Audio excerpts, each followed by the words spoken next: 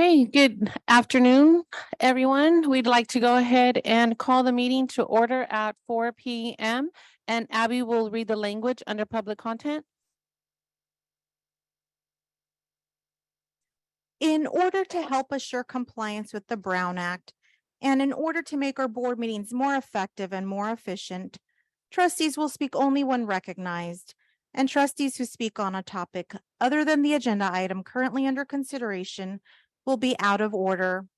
Board meeting protocols. The safety and decorum of the school board meetings are important to Stockton Unified School District and the community.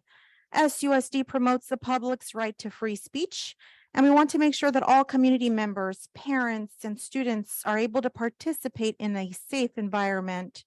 We want to ensure all community members have a seat during the board meeting. We will have the maximum number of chairs allowed per fire code 132. We ask that members of the public do not stand along the side of walls or block the walkway. Anyone standing up during the meeting will be asked to take a seat. If they do not comply, they will be asked to leave. Any accredited news media representative who is standing will have a press credential clearly visible. There is a podium and mic position in front of the first row of chairs.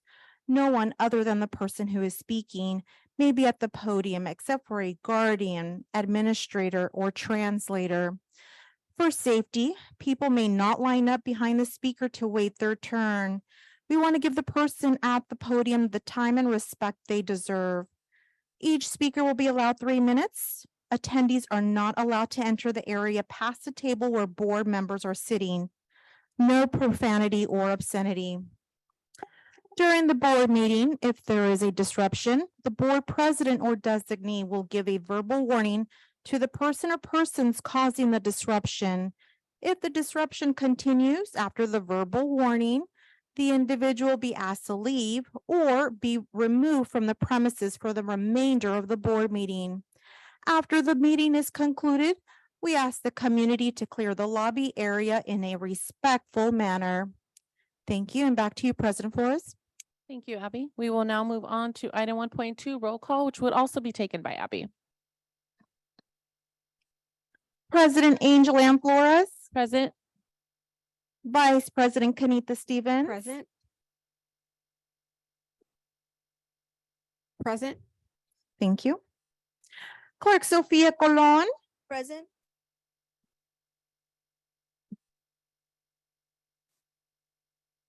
Present. Thank you. Trustee Donald Donaire. Present. Trustee Cecilia Menez. Present. Trustee Alicia Rico. Present. Thank you. Trustee Raymond Zulueta. Here. Thank you. Student Rep Abby Welker.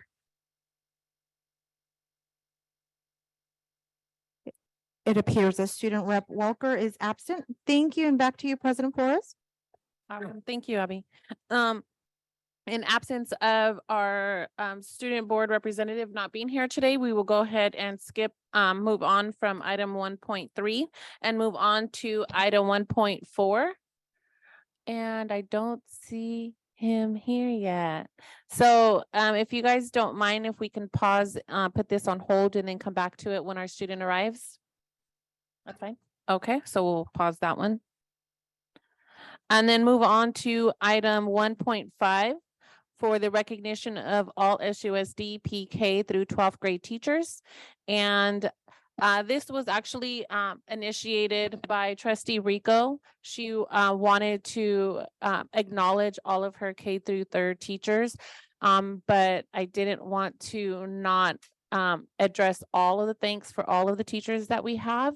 And so I just want to take this moment to thank all of our teachers while they're out already, probably on the road, that they have a safe trip where they're going, safe travels, and that they learn a lot while they're gone this week. And I will go ahead and pass it on to my colleague, Trustee Rico, if she would like to recognize anyone, since it was initially her idea.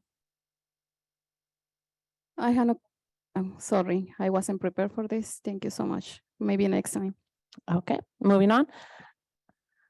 Moving on to item 1.6, recognition of Dr. Anicia Mayer and Dean, California State University Stanislaus, and Dr. Matthew Derrick, assuming interim dean, Stockton campus. And I would like to go ahead and present you all with a thank you recognition.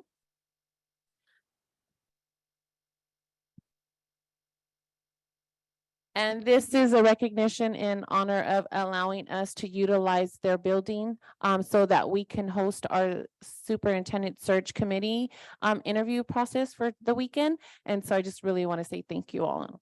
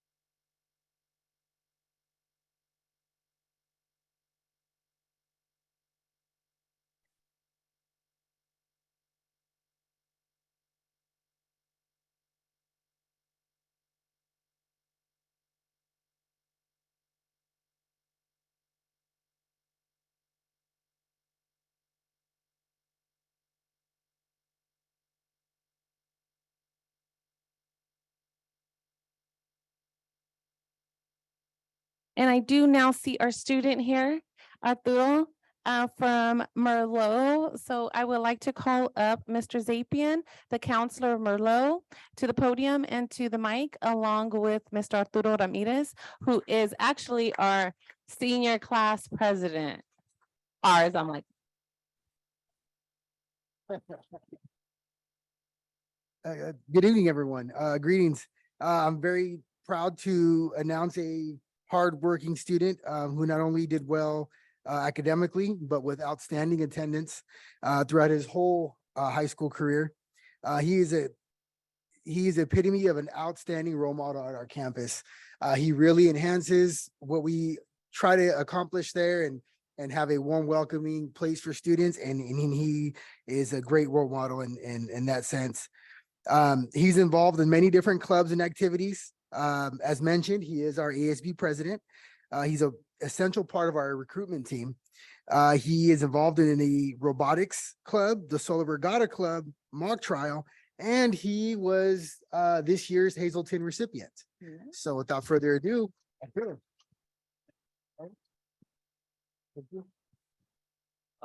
have to say anything, but thank you. And I graduated. It was a great high school career, and it was really amazing at fun time at Merla. Thank you guys. don't go anywhere.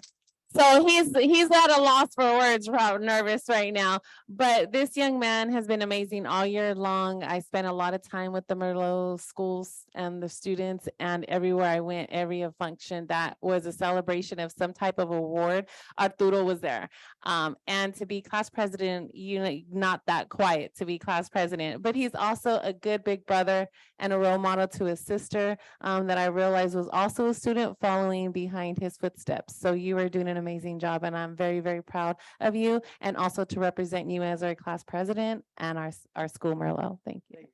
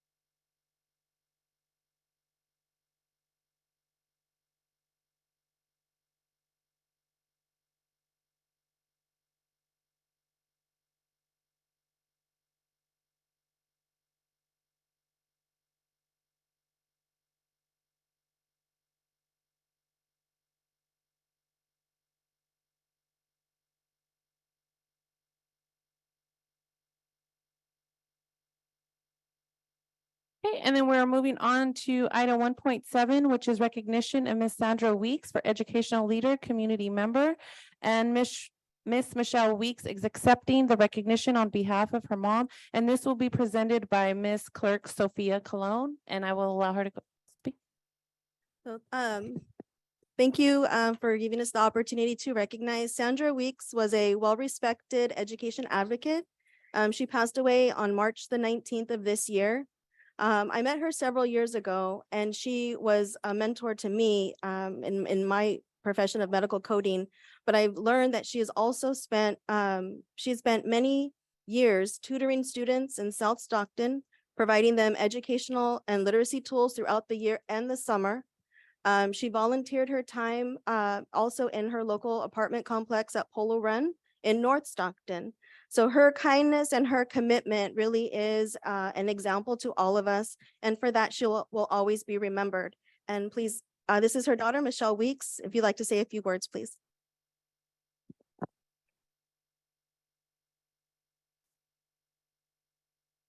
Thank you.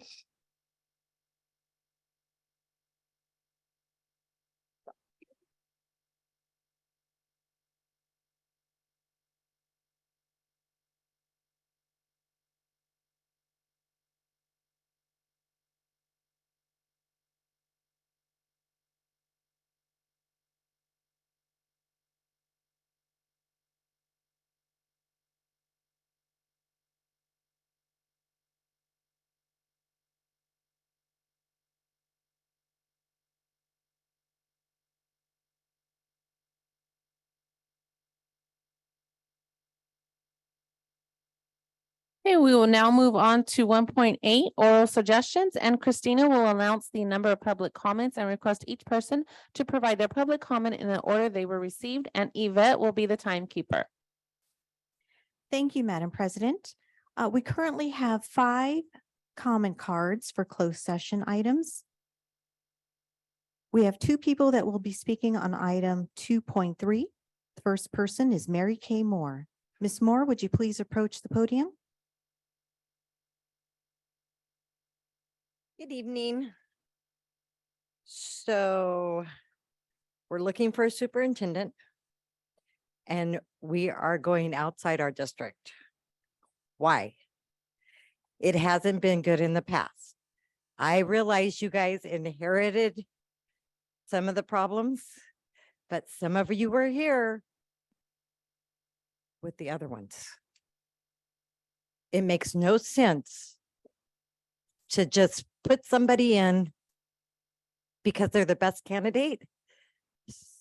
Don't hire them and search for the right person.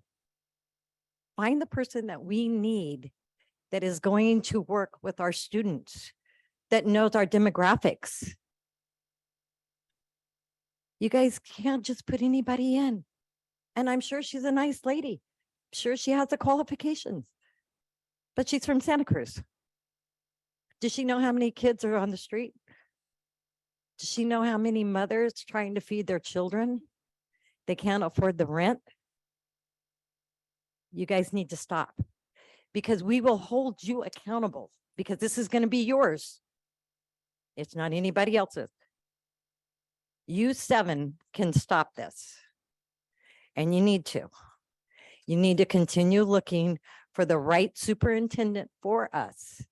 And maybe they didn't apply because nobody's made it easy for them. Nobody's gone after them. And why are you hiring a consultant firm when we have an HR department? That's what we pay them for. Did you guys, any of you guys think of that? We have a HR department. We have a payroll department. We have smart people that work here. And you guys are all pretty smart, I think, right? You want what's best for the students. You want what's best for the employees. Am I right or wrong? Don't hire somebody that's just going to fill the bill. Hire that right person. Thank you. Did I do good, Miss Abby? On time? Sorry, guys.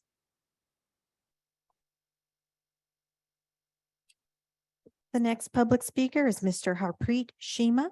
Mr. Shima, would you please approach the podium?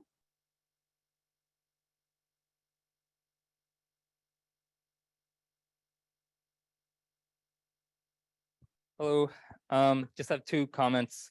First is on the performance evaluation for the superintendent. In the contract, it says, quote, "The parties, which are the district and the superintendent, will endeavor to reach a mutually agreeable evaluation instrument. However, if the parties are unable to reach an agreement, the parties shall use the form developed by the California School Board Association until such a time as the parties can agree on an instrument."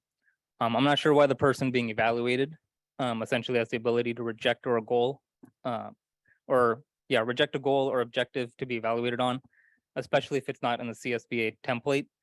The district should take the superintendent's input, of course, but the decision on what the evaluation criteria are specifically should be up to the elected leadership alone. But additionally, there should be a timeline included in the evaluation process, which I didn't see in the contract. Perhaps 3 months into the school year, the evaluation forms presented to the superintendent, so they have the next 6 to 9 months to work knowing what your priorities are for them. The second is a modification to the governance handbook that was made at the previous school board meeting, a retreat. Sophia Cologne read out what I believe to be the final text, so I'll repeat it here. Quote, "The superintendent shall communicate regularly with two-way communication with trustees regarding the district-related items or concerns according to the trustees' agreed upon preferences." The idea was that each trustee should get to set the level of communication they prefer from the superintendent. And since these levels or amounts of communication would be determined with the super in closed session, no one would be allowed to complain about not getting as much emails or texts or phone calls in the future. Personally, I think this is a recipe for failure. There are many ways to fight against institutional failure. This is a topic that people have studied and written about. One of the things that should be avoided is decision makers having unequal access to information. In this instance, the differing levels of communication and the kinds of communication with the superintendent.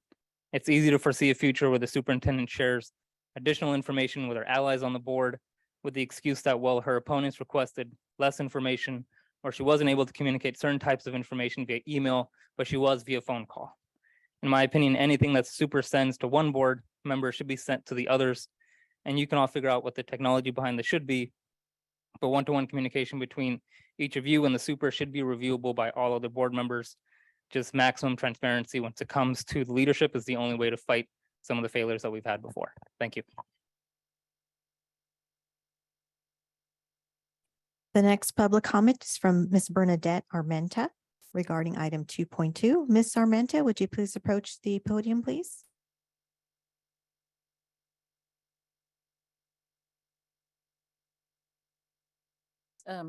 Good evening, board members and interim superintendent Miller. I'm here to address an issue with 2.2, the hiring of the bond construction accountant.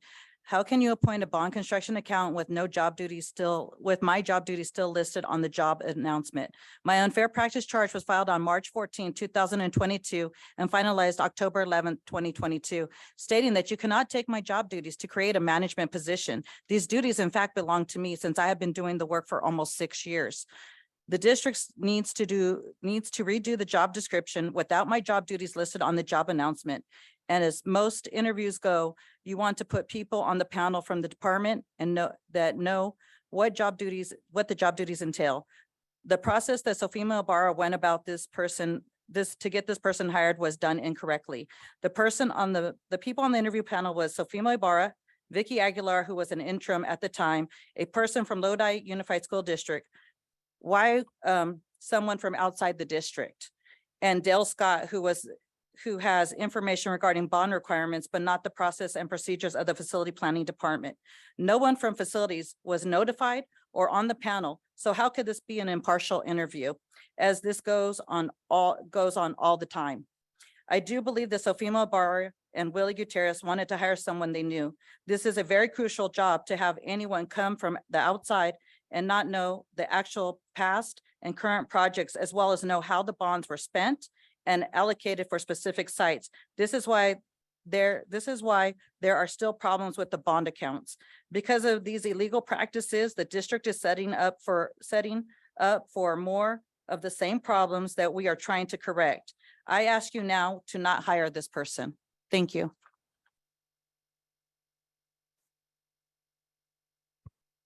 The next public comment comes from Ms. Bernadette Armenta regarding item 2.7 and Ms. Grace Gillespie. She's also speaking on item 2.7. However, she is yielding her time to Ms. Bernadette Armenta. Good evening again. I would like to bring this to your attention and ask, why don't I have my full duties back and my rights back? The first unfair practice charge was filed on March 14, 2022, and finalized on October 11, 2022, with the agreement that there was some work left to be bargained. The SUSD attorney and Dr. Ramirez sat on the arbitration. Collectively, we all came to an agreement. This has been handed over to Joanne Juarez to finish the remaining to be bargained and to restore all my job duties prior to them being taken away by Armando Orozco, Marcus Battle, and Willie Gutierrez. As of today, nothing has been restored, and on May 1st, 2023, a demand to bargain letter was sent to the district. This has gone on long enough, and I'm asking the board to direct business service department to restore and make my job whole again. I have been told by multiple people within the district that the reason why my work duties have been held up is because of Sofima Ibarra so that she could pick the bond construction accountant she wants. Sofima has made it a point to slander my name along with Willie Gutierrez and Joanne Juarez, as well as making up damaging lies that supposedly I said, or emails that I have sent out. I don't have time to go back to high school and address all the lies and being misrepresented by the poor judgment of the business service department. What I would like to say to Joanne, Willie, and Sofima, if I had anything to say about you or anyone else, I would just tell you or tell them myself. I don't need to hide behind others to say what I have to say. So here's what I want to tell you, Joanne, Willie, and Sofima. You all know that there is already a lot of mistakes and misuse of funds when the last bond construction accountant was here. I have an account that had a deficit of $4.7 million at the end of June 2022, and the deficit continues to grow to 10.9 million currently for the Adams portable replacement. This has caused a holdup in paying the final DSA fees for this project, and it makes facilities appear that we overspent. Also, have seen that the money was put under the wrong account cost center for maintenance and operations. 3.6 million was put under the energy conservation cost center instead of the general maintenance for 3% RRM cost center. This has made M&O seem that there is no money for routine restrictive maintenance repairs. The work order journals have not been completed to date, and last year wasn't completed from the time we had a bond construction manager. She wanted to remove the process because she didn't know how to do the journals. I sent an email to Joanne Juarez in October of 2022, and she forwarded the email to Willie Gutierrez and Sofima regarding the process. I have heard nothing from either Willie or Sofima to what the process we are to follow. The process of the work orders not only charge the funded sites, but show what money has been spent on each site and department and keeps track of the M&O inventory. These are some of the examples I know of. Had we resolved my unfair practice charge back in October, then I could have had these issues fixed prior to the end of this fiscal year. But instead of you giving me my full job duties back, you would rather spend hours talking about me behind closed doors at conferences or telling the interim director of facilities why you will not restore my job duties. It is time for the district to do what's right and restore my work duties so that these problems can be corrected. And I have the information so that you could see that this is what's going. Their accounts are in deficit. Madam President, this concludes comments on closed session items. Thank you. Moving on to item 1.9, public employee discipline dismissal release, and that's only if an employee requests that complaint or charges be heard in open session. President Flores, I'm aware of no such request. Thank you.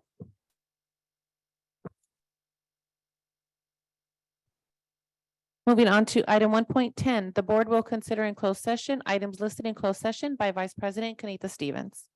Thank you so much, Trustee Flores. In closed session, we will take action and review item 2.1. Can you all hear me? It seems kind of low. Can you all hear me? I don't think so. Can you turn me up? I think mine is lower. I don't think so. You guys hear me in the back? Yeah. Okay, perfect. Thank you. In closed session, we'll discuss item 2.1A, public employee appointment, certificated resignation, retirement appointment. 2.2A, public employee appointment, classified, leave of absence, resignation, retirement, rescind employment offer, and appointment. 2.3D, public employment, title superintendent. 2.4A, conference of labor negotiator, District Chief Agency Negotiators, Dr. Tracy E. Miller, interim superintendent, and Ms. Claudia Moreno, interim director of labor relations, employees organizations STA, CSEA 821, CSEA 318, CSEA 885, SUSU, SPPA, Police Officers Association, USA, NUHW, and non-represented employees.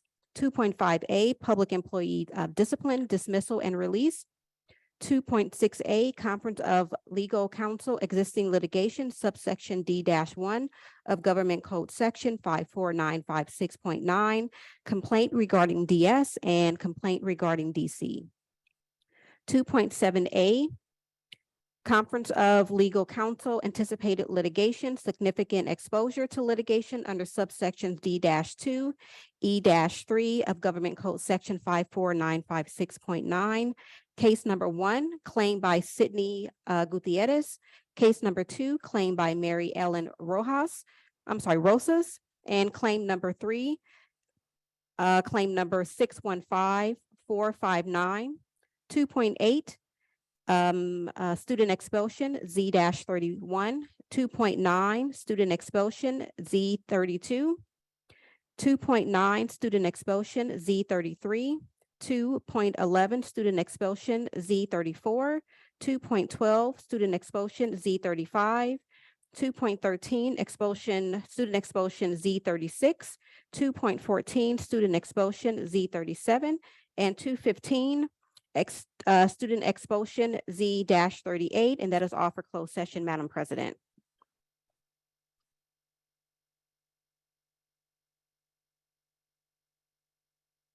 Okay, thank you so much. And now we will move on to 1.11, which is recess to closed session at 4:27.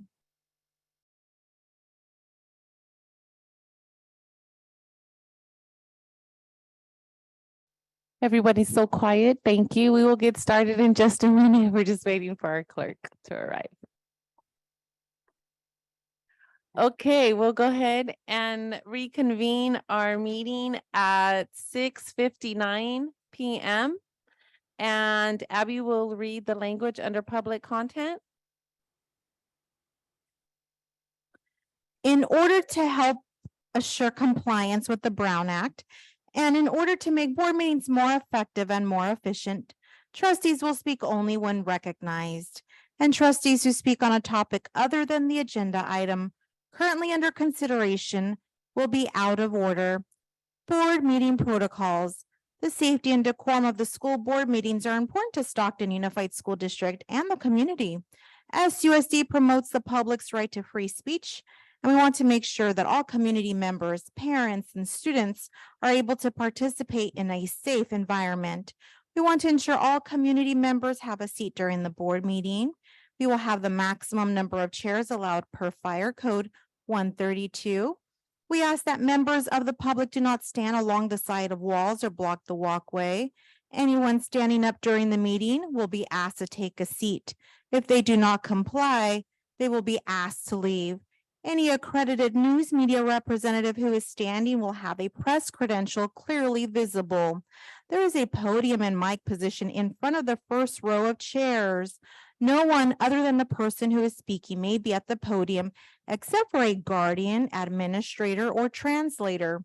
For safety, people may not line up behind the speaker to wait their turn. We want to give the person at the podium the time and respect they deserve. Each speaker will be allowed 3 minutes. Attendees are not allowed to enter the area past the table where board members are sitting. No profanity or obscenity. During the board meeting, if there is a disruption, the board president or designee will give a verbal warning to the person or persons causing the disruption. If the disruption continues after the verbal warning, the individual will be asked to leave or be removed from the premises for the remainder of the board meeting. After the meeting is concluded, we ask the community to clear the lobby area in a respectful manner. Thank you, and back to you, President Flores. Thank you. We will now move on to item 4.1, Pledge of Allegiance Pledge of Allegiance to the flag led by Miss Monique Guerrero, Parent and Community Advisory Committee member.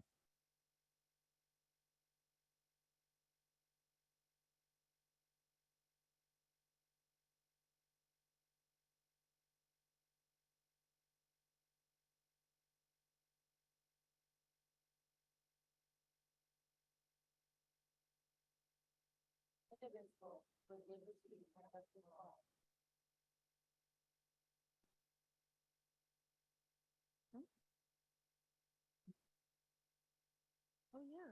Do we have any? I don't have any for her. I don't have any. Do we do? Can we get a certificate to acknowledge Miss Guerrero's Pledge of Allegiance participation today? Do we normally do that? Absolutely, that can certainly follow. Thank you. Thank you, Abby. Okay, we will now go ahead and go into item 4.2, which is action taken in closed session by Vice President Kenita Stevens. Thank you, President Flores.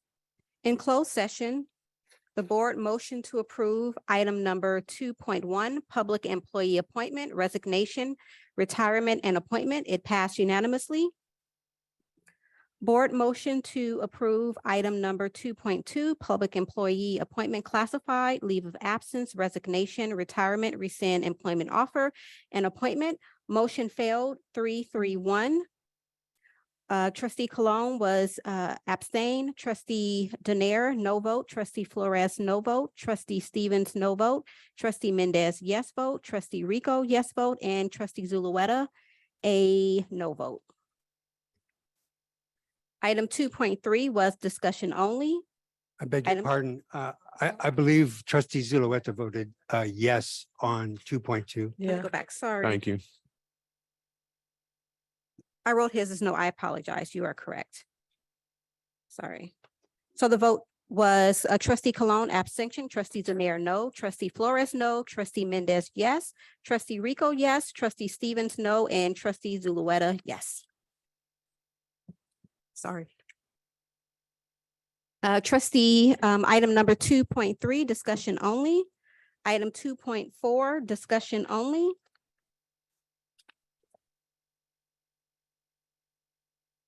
Board motion unanimously to reject. Oh, actually, sorry about that.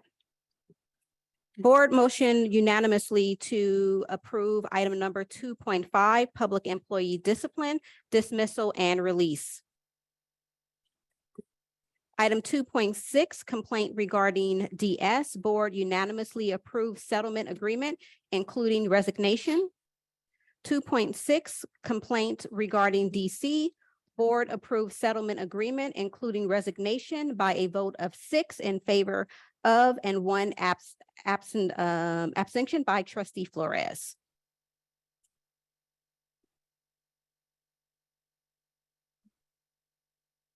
Board motion to reject the claim on case number 1. This is item 2.7. This is 2.7, yes. Item 2.7. A motion to reject claim by Sidney Gutierrez. Motion passed 6-0-1 with 1 absent coming from trustee Donaire.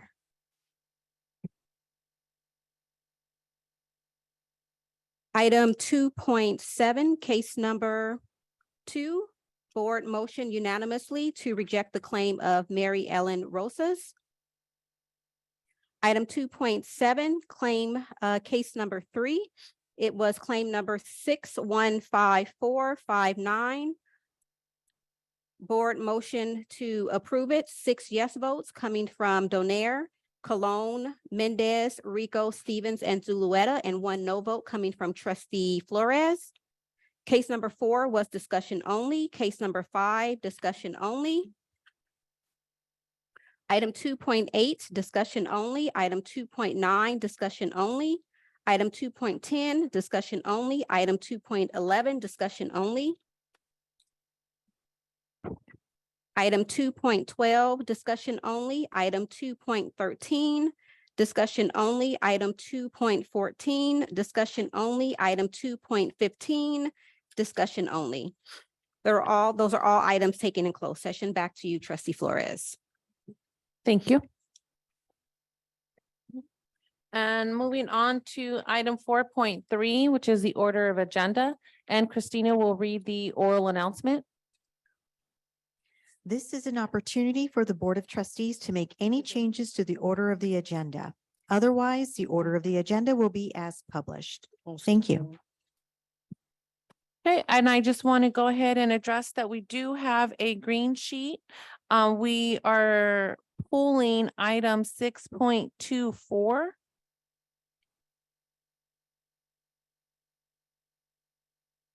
Please let the minutes reflect that item 6.24 is being pulled.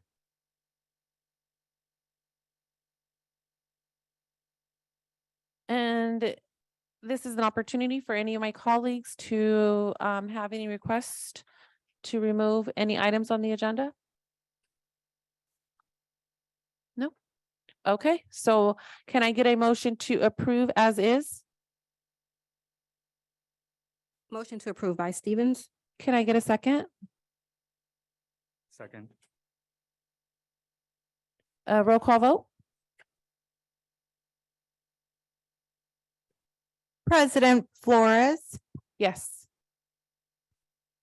Vice President Stevens, Yes. Clerk Colon, Yes.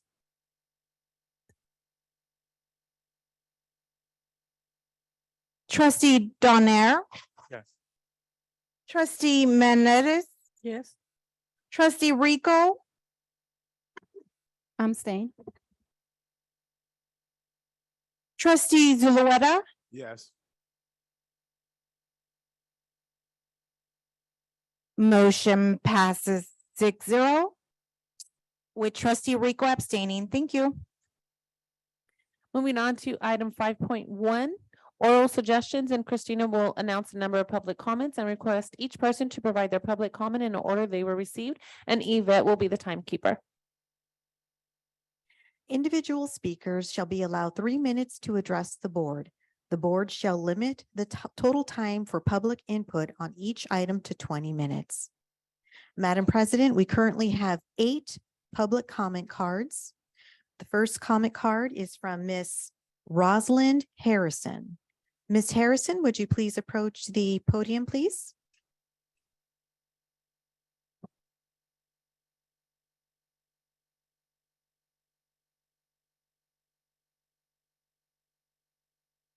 My name is Rosalind Harrison, and I'm here on behalf of myself as well as Wendy James.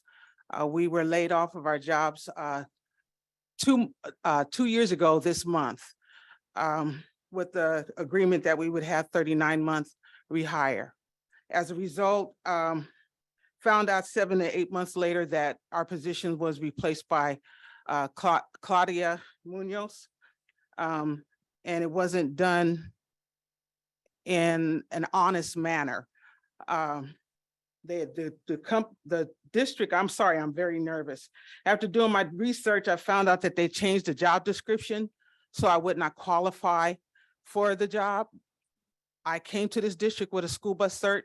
I was told I didn't need it, so I let it go, and they changed the description so that I would not qualify. So, but Wendy, who is a state certified school bus and instructor, never was invited back as well. I'm very upset right now. Forgive me, because this whole situation is really hurtful, because this month would have been my 5 years with the school district, which means I lost all my CalPERS. I'm working for a company that only offers 3 days sick and 1 week of vacation a year.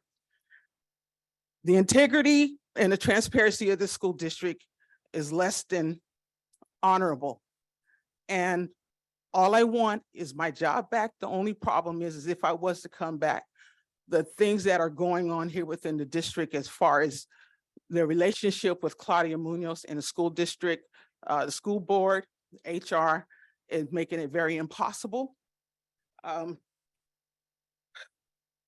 sorry, I'm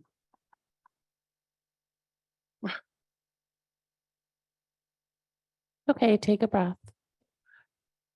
I just think that I drove here from San Jose. I commuted here from San Jose. I'm not sorry, not San Jose, Sacramento. I love this district. I came here with the intent of retiring here. And it's all been taken from me. And I just want what's due me. There's a lot of things as far as even the interview process to get Claudia into that position was wrong. I know for a fact that scores were altered to make sure she got that position. Scores were altered so other individuals can get positions that they did not deserve and did not qualify for. And I just want the board to be honest. The DA said that they were going to dig into situations like this. I have supporting documents. I am going to present to the soon-to-be superintendent, the DA's office, and whoever else is willing to honestly listen to me. Thank you.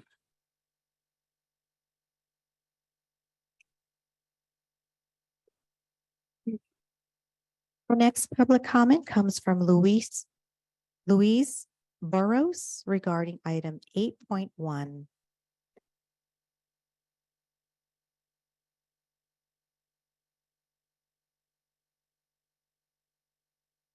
Good evening, trustees.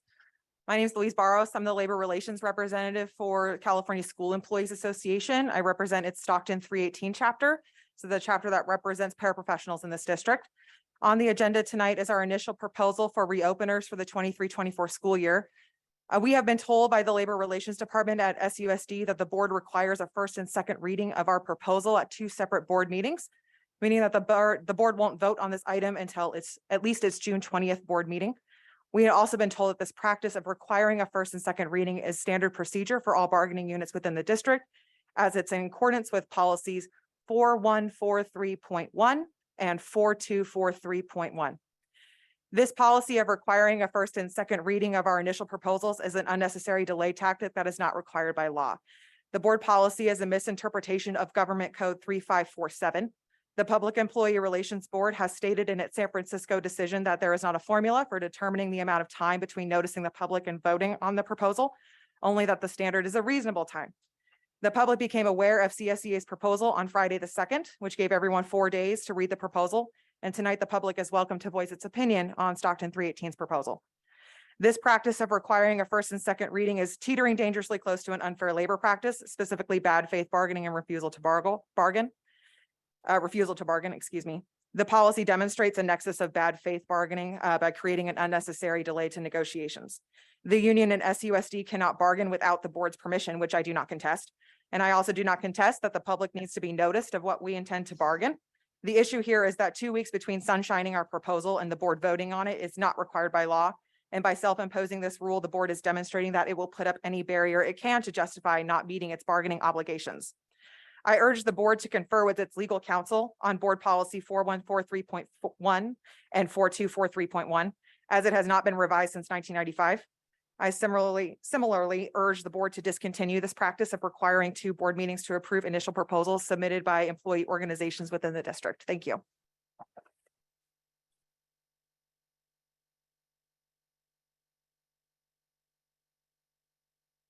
The next public comment cards is regarding item 12.9.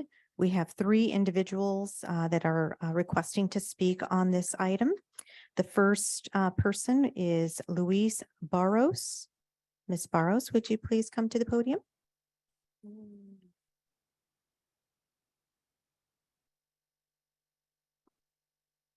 Hello again, trustees.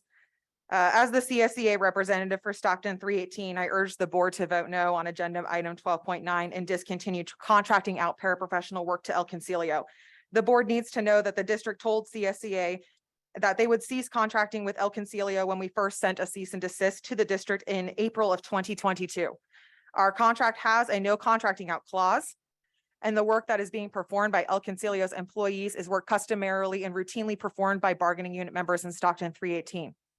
The district and Stockton 318 are currently signing off on a new job description for ELOP, which was offered by the district as an alternative to CSEA filing an unfair labor practice for contracting out. However, neither party has ratified the agreement.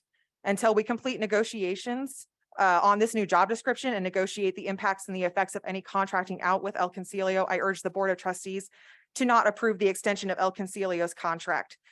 For your reference, I have a copy of the cease and desist that we sent to Stockton Unified School District in April 26, 2022.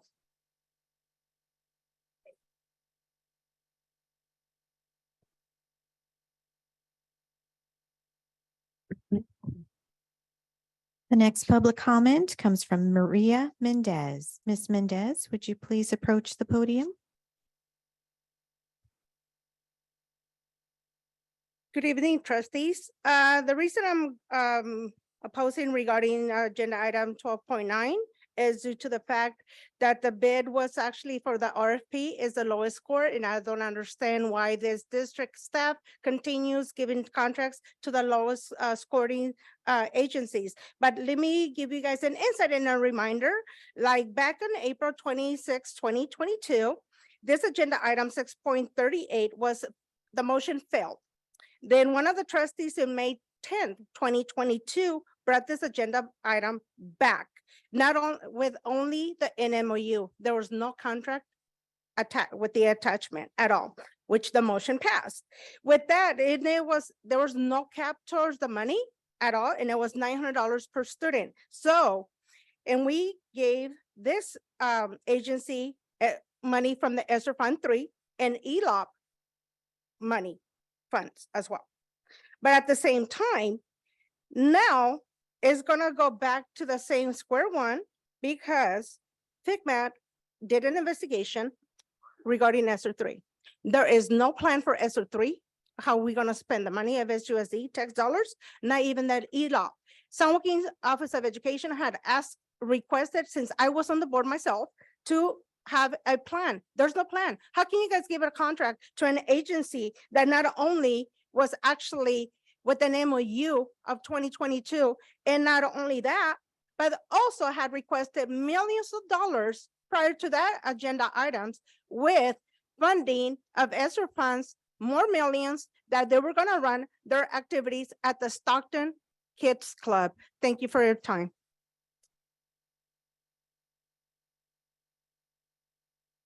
The next public comment comes from Mr. Harpreet Shima. Mr. Shima, would you please approach the podium?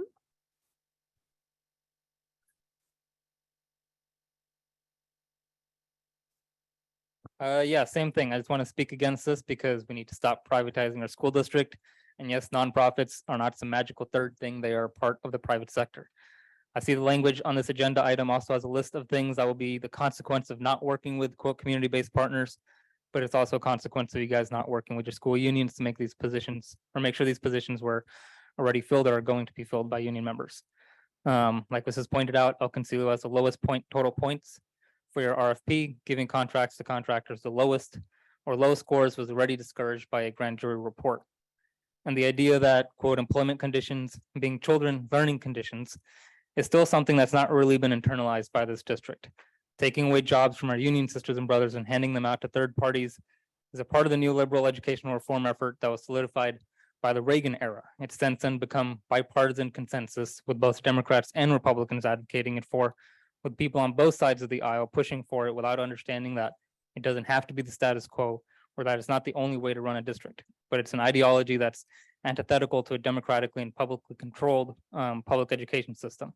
So I urge the district to vote this down, to stop giving Jose Rodriguez, the CEO of El Concilio, and a pro-charter advocate more public funds, and to rethink the private-public or the nonprofit public relationship that this district has. Thank you.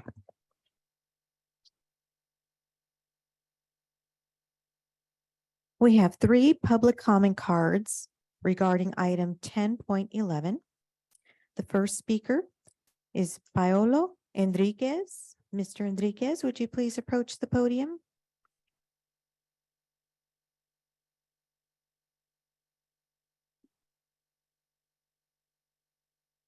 So I'm going to be speaking to the employment agreement that's before you. And looking at the contract under administrative functions, you have the following quote, unless unavoidably detained or for reasons determined by the board or mutually agreed upon by the board and superintendent, the superintendent shall attend all regular, special, and executive session meetings of the board, end quote. For comparison, this is what CSBA had in their superintendent contract template, quote, superintendent shall attend every board meeting and board committee meeting unless excused in writing by board president. This duty may not be delegated unless permitted in writing by board president, end quote. I don't know if the board has the ability to make any edits at this point, but I think it would have been nice to include something in the agreement with Dr. Rodriguez that would have required her attendance at board committee meetings. It didn't even have to be every committee meeting. You could have required her to only show up to those board committee meetings in which she was called on by one or more committee members with 48 hours notice. That would have given each committee the discretion to decide whether her attendance is needed for a particular agenda item. The public doesn't get a lot of opportunities to have a dialogue with the superintendent, so I wish that part of CSBA's template had made its way into the contract. Thank you.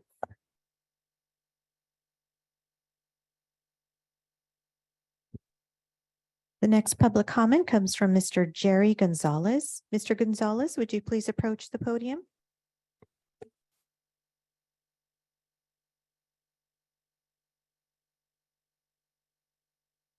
I don't have to press a button. Okay. My name is Jerry Gonzalez. I'm a community member and SUSD alum. So I'm here to speak about the board's decision on hiring a new superintendent, Dr. Rodriguez. I'm glad that the board leadership has made the effort to follow the policies and practices in going through the process as it should be. I believe that from what I've read, she has extensive experience in many levels, starting different positions, I should say, in education. So I think she has a breadth of experience there. Having worked in various communities in the state of California, I think it's important that you didn't get anybody from out of state, having somebody from within California and I believe Southern California, as well as more recently in Santa Cruz County. So I think her 7 years of experience at Pajaro Valley, I believe it is, I think is great because I think there are a lot of similar demographics to the Stockton Unified community. And so I think that's also a very good sign. I would like to thank the search firm for all the efforts that they put in helping gather the community together and making this a positive thing, allowing the community to speak and also the school district employees. I would also like to thank the news media, the real news media, specifically the Stockton Record and Stocktonia, for keeping Stockton Unified up front in the news so that the community is aware of what's been going on, good and bad. So I would like to make a little shout out. Lastly, I would just like to ask that the board, each of you, vote unanimously in favor and support of this community and of Stockton in hiring Dr. Rodriguez, showing that you are united for this community. And that is all I have to say. Thank you.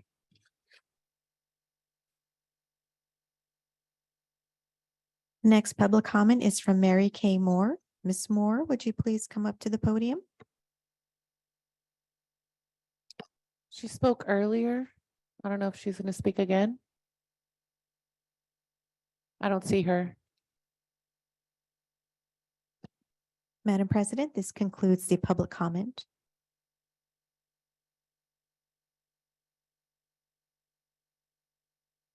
Okay, moving on to item 5.2, oral suggestions.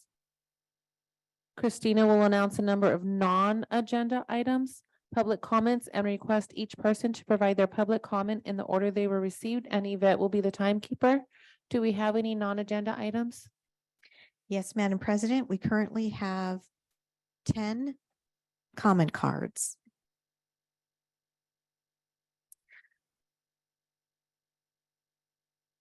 There are three people that would like to speak on the same topic.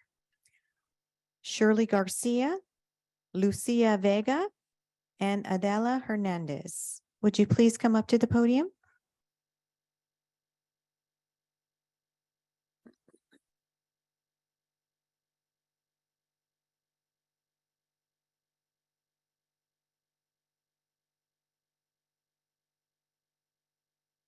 Buenas noches, soy Shirley García. El motivo por el cual estoy aquí es para exponerle mi experiencia y pensamientos como miembro de comité de PAC. Tengo conocimiento que en las pasadas elecciones de la nueva presidente del comité de PAC se cometieron algunas irregularidades que fueron admitidas por la secretaria en ese entonces, Angelina Aranda. Basado en este suceso, se han desencadenado todo un conflicto dentro del comité. Los padres no estaban de acuerdo con los resultados de las elecciones y pidieron que se volvieran a hacer una nueva elección, ya que hubo irregularidades en este proceso. El día 2 de febrero de 2023 tuvimos una reunión de PAC y esta se tornó tensa desde que empezó. Pero lo que más me llamó la atención fue la manera en que cómo la voz de los padres fue callada y no tomada en cuenta. Nosotros, los miembros del comité, no podíamos dar opinión sino hasta el final de la agenda y en ningún momento se nos permitía tener la libertad de expresión porque se nos decía que estábamos fuera de orden según la mesa de PAC. Se cayó a los padres bruscamente. La presidenta en ese momento no actuó de una manera cordial y ese fue el mayor fastidio, que no se nos escuchó, anularon nuestras opiniones y sugerencias.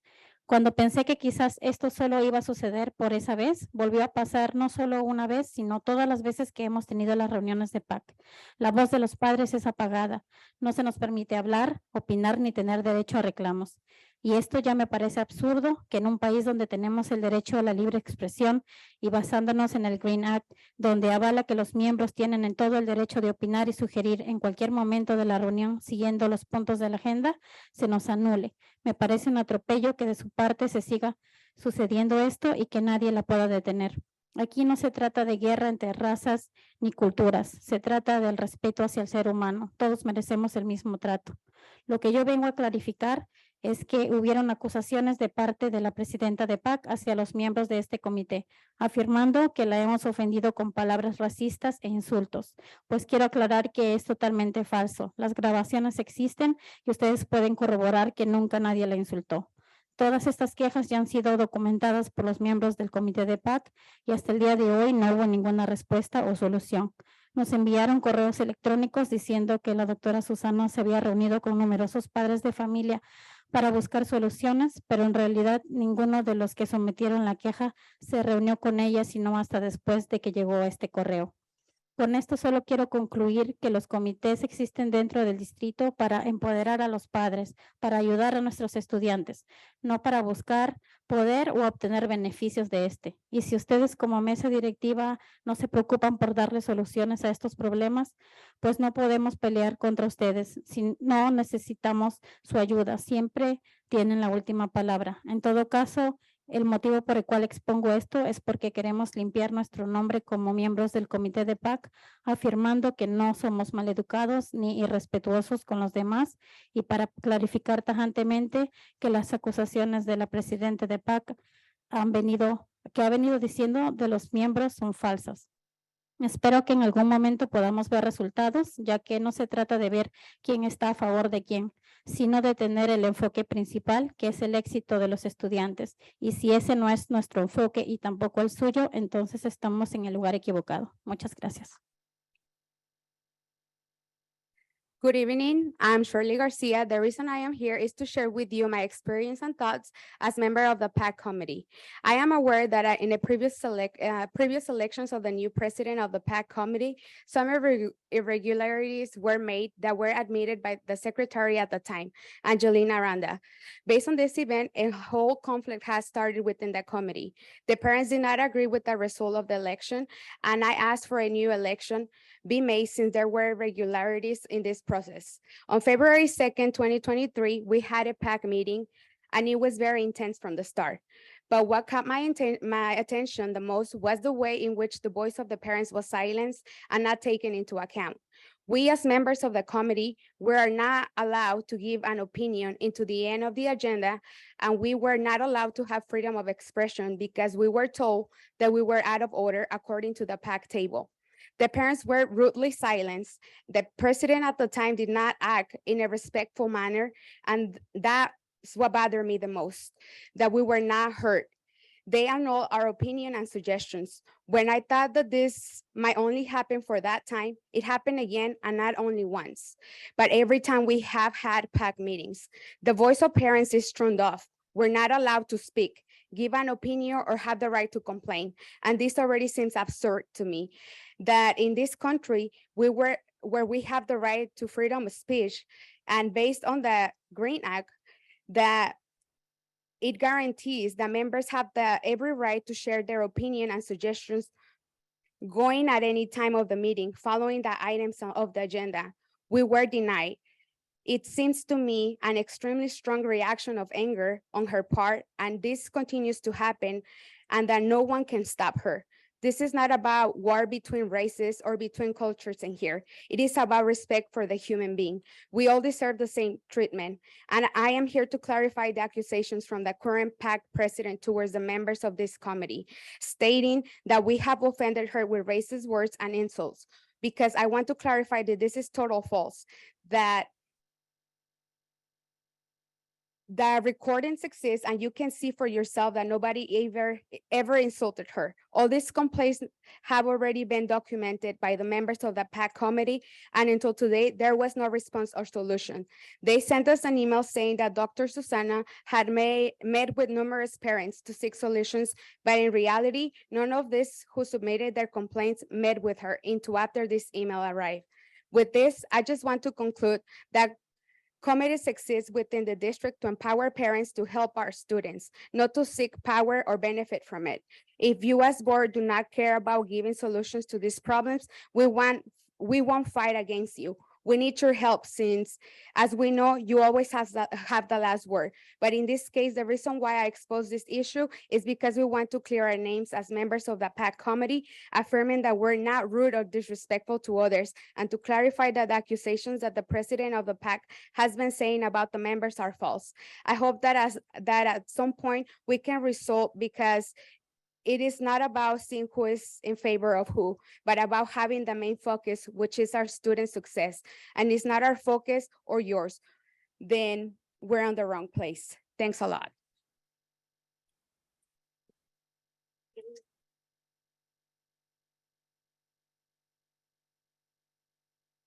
Buenas tardes, miembro de la mesa directiva y superintendente interina. Mi nombre es Adela Hernández y estoy aquí como último recurso para pedirles una solución sobre el Comité de Padres de PAC, ya que este es un comité que es requerido por el Estado, el cual debe de cumplir con sus requisitos. El Comité de PAC tiene como finalidad empoderar, recomendar y opinar en el LCAP y al mismo tiempo dar voz y voto a los miembros del comité.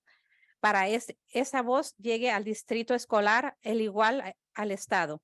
Debido a un error en el conteo de votos en la elección para presidente del Comité de PAC el 3 de noviembre 2022, se nombró al presidente equivocado.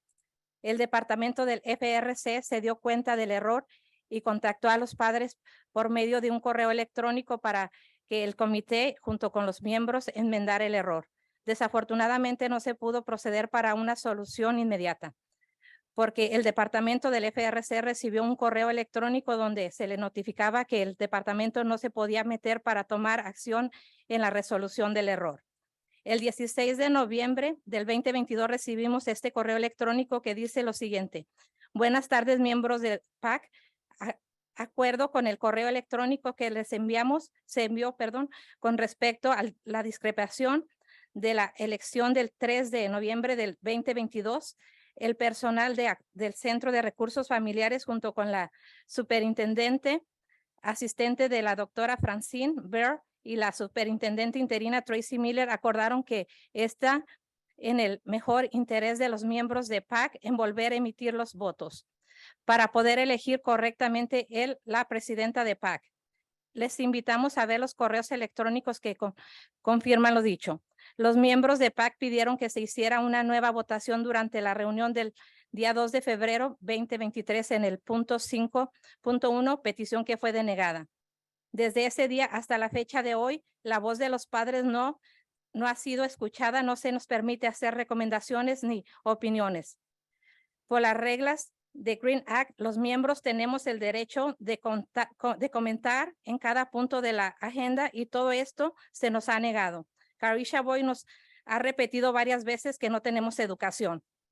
Nosotros como miembros de este comité hemos pedido que la actual presidente de PAC tenga las elecciones nuevamente. Nosotros sabemos que en las reglas de Roberto podemos pedir una moción y si un 50+1 está de acuerdo, esto puede proceder legalmente, lo cual Carisha Boy, la presidenta actual de PAC, no lo ha permitido porque ella afirma que esta junta directiva la puso ahí y ella solo ha usado las reglas a su favor, a su propio beneficio.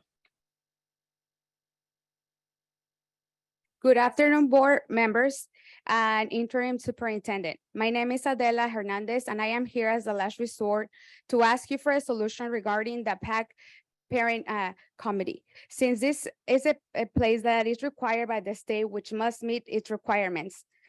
This is intended to empower, recommend, and provide input into the LCAP while giving the committee members a voice and vote, so the voice reaches the school district as well as the state. Due to an error in the counting of votes in the elections for president of the PAC on November 3, 2022, the wrong president was appointed. The FRC department realized the error and contacted the parents by email so that the committee together with the members could amend the error. Unfortunately, they could not proceed with an immediate solution involved to take action to resolve the error. On November 16, 2022, we received an email that says the following. Good afternoon, PAC members. As per the email sent to you regarding the November 3rd, 2022 elections, discrepancy, the Family Resources Center staff, along with an assistant superintendent, Dr. Francie, and acting superintendent, Tracy Miller, agreed that it is in the best interest of the PAC members to recast the votes to select the PAC president. We invite you to see the emails that confirm that what was mentioned. The members of PAC, on February 2nd, 2023, members of PAC requested for a new vote to be made during the meeting. In point 5.1, this request was also denied. Carisha Boy has attended before this board and mentioned that she is the PAC president. We can prove with legal documents that she didn't win this election. As members of this have asked the current PAC president to have the elections again. We know that based on the Robert rules, we can make a motion, and if a 50+1 agrees with this, proceed legally, which Carisha Boyd hasn't allowed it to be done because she states that this board placed her there and she has only used the rules to her own benefit. Thank you. Buenas noches, respetables mesa directiva. Mi nombre es Lucía Vega. Me gustaría agregar que en la reunión del 4 de mayo no nos estaban traduciendo, cancelaron en varias ocasiones la reunión posponiendo la fecha, cambiaron el horario de la reunión con solamente 26 horas de anticipación, cuando las reuniones deben ser anunciadas con 72 horas de anticipación. No había minutas en español, solo en inglés, y tuvimos que pedir que nos las tradujeran, y quien ejerce actualmente como presidente de PAC, una vez más, no nos permitía hablar ni dar opiniones o sugerencias. En repetidas ocasiones apagaban el micrófono para que las personas del Zoom no escucharan, pero solamente lo apagaban cuando era el momento de traducir al español. Nosotros los padres nos consideramos una misma comunidad, un mismo distrito, creemos en la igualdad de derechos para todos y en la equidad. En la educación, nosotros respetamos razas, color, religión, igualdad, expresión de la palabra, porque todos somos iguales, todos somos hijos de un mismo creador. Jamás hemos hablado ni hablaremos despectivamente de ningún ser humano y por respeto a la presidente de PAC y a todas las personas, no repetiremos las palabras de las que ella nos acusó, porque esas palabras no existen en nuestro corazón ni en nuestro vocabulario. Tenemos educación moral y jamás entraremos en algo donde dañe o discrimine a cualquier ser humano.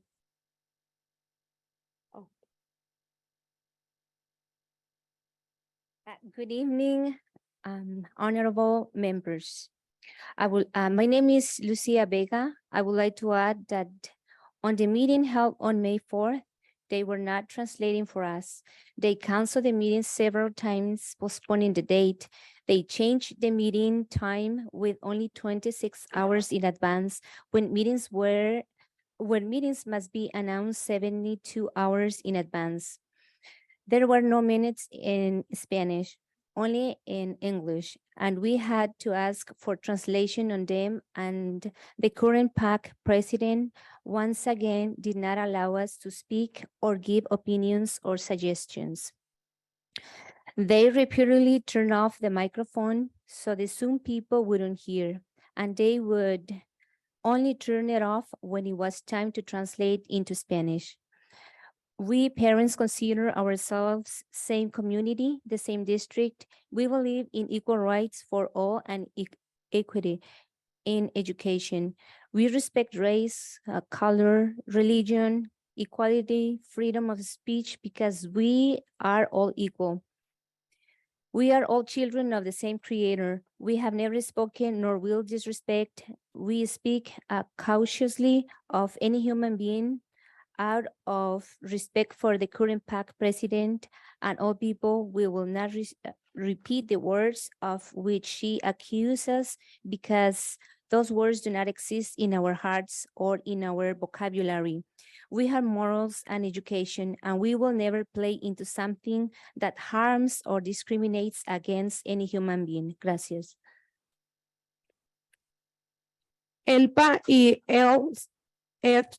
LCFF, nosotros como padres tenemos conocimiento, gracias a los expertos del distrito que se han tomado la molestia de compartir con nosotros los padres esta información en repetidas ocasiones cada año, lo cual nos ayuda a comprender, ser partícipes en sugerencias para las distribuciones de estos fondos y darle un mejor beneficio a la educación de nuestros hijos. Gracias a los directores y personal del distrito que se toman el tiempo y toman en cuenta nuestras opiniones. Gracias, miembros de la mesa directiva, por permitir y apoyar para que los padres de familia recibamos información sobre los diferentes planes y actividades del distrito. Tenemos un conocimiento total del comité PAC y de los diferentes comités, sus funciones y a los departamentos que pertenecen. Recordemos que este comité es requerido por el Estado. Invitamos a todas las personas que están aquí presentes a que vean y escuchen las reuniones de PAC y comprueben lo que estamos diciendo. Todas estas grabaciones las encuentran en el FRC. Gracias. Comments on LCAP and LCFF. We as parents have knowledge. Thanks to the district experts who have taken the time to share the information with us in different occasions of the year and each year, which helps us understand being involved in the suggestions for the distribution of these funds and give a better benefit to our children's education. Thanks to the district directors and staff who take the time and take our opinions into consideration.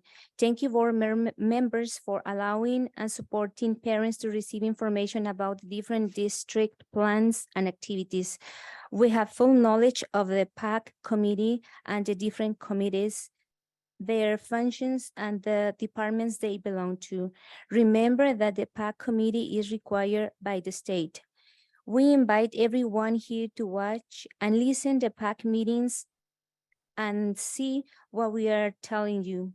All these recordings can be found in the FRC Center. Thank you.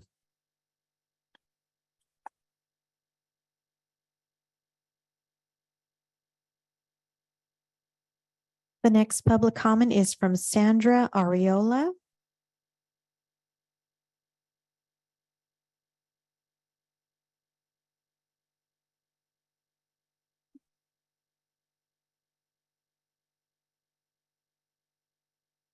¿Ya empezó? Oh, ok.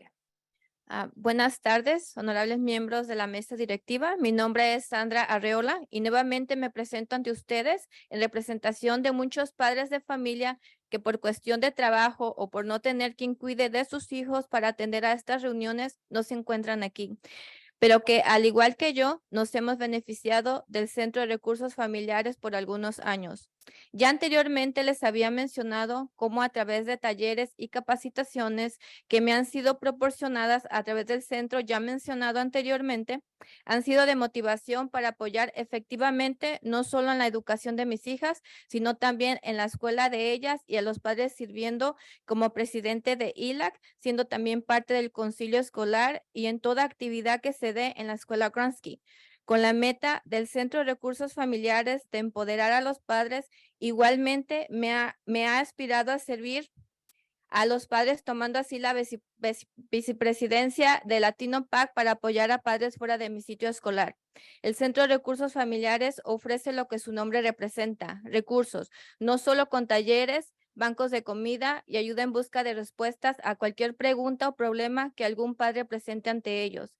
Y es con un dolor en mi corazón y la preocupación que ante ustedes estoy aquí, abogando para que los asuntos personales que algunos de ustedes puedan tener no nuble la visión que el centro junto con nosotros los padres tenemos para beneficio de la comunidad y de nuestros hijos. Durante los últimos 2 años, con el liderazgo del señor Motecuzuma Sánchez, el Departamento de Recursos Familiares ha brindado a las familias acceso a banco de comida, talleres y mucho más, como noches literarias para nuestros estudiantes. Las conexiones que el actual director tiene también han apoyado en algunos de estos eventos, envolviendo así a toda una comunidad. Al trabajar juntos podemos asegurarnos de que todos los estudiantes tengan el apoyo que necesitan para tener éxito en la escuela y más allá. Muy pronto, al final de este mes, el centro quedará sin un director por falta de fondos, cuando se nos ha dicho que existen recursos para beneficios de estudiantes y padres. Nuevamente pido que dejen a un lado asuntos personales que estén afectando a la comunidad a la que se han comprometido a ayudar y apoyar sin mirar culturas o razas. Unamos fuerzas y recursos para marcar una diferencia en nuestra comunidad que beneficia a nuestros estudiantes, construyendo puentes y derribando barreras. Apoyemos al Centro de Recursos Familiares porque siempre hemos recibido el apoyo de cada uno del equipo que trabaja en él, llegando a formar una hermosa familia. Y aquí tengo algunas firmas de padres que están pidiendo que el Centro de Recursos Familiares siga proveyendo estos servicios. No sé a quién se la tengo que entregar.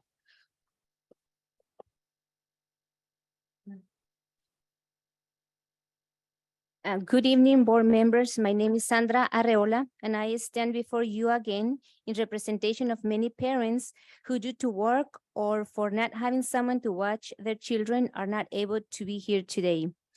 But just as myself, we have benefited ourselves for a few years. I previously had mentioned to you that through workshops and developmental days that have been provided through the Family Resource Center and have been a motivation to support effectively, not only in my children's education, but also at their school. Now serving as ILAC president and also becoming a school site council member in all activities that are given at Gransky School. With the Family Resource Center's goal of empowering parents has inspired me to serve parents by taking the responsibility as a vice president of Latino PAC to support parents out of my school site. The Family Resource Center offers what its name stands for, resources. Not only with workshops, food banks, and when seeking answers to questions or problems that any parents bring before them. I am standing before you with a broken heart and worry. I advocate so any personal matters that any of you may have will not blur the vision that this center, along with the parents, have for the community. During these past 2 years, with the dealership of Mr. Motekusoma Sanchez and the Department of Family Resource Center have given access to families to food banks, workshops, literacy nights for our students. The concerns that the current director has had supports on some of these events involving all together a community. Working together, we can ensure that all students have the support that they need to be successful at school and beyond. Very soon, at the end of this month, the center will have no director for the supposed lack of funds. We have been told that there are funds for the benefit of students and parents. Once again, I ask you to leave personal matters aside that are affecting our community, to which you have committed to help and support without making differences between cultures and race. Let's work and put our resources together to make a difference in our community that will benefit our students by building bridges and tearing walls down. Let's support the Family Resource Center because we have always received their support, becoming a beautiful family. And I also have some signatures from parents that support that this center should continue.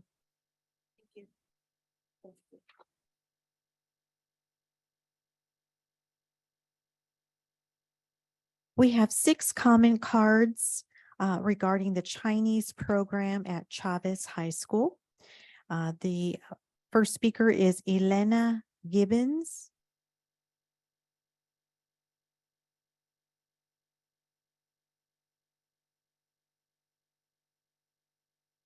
Good afternoon. My name is Elena Gibbons, and I'm currently an English teacher at Chavez High School. I'm here this evening because I was extremely disheartened last week, Tuesday, when Ms. Wong and I received our teaching assignments for next year.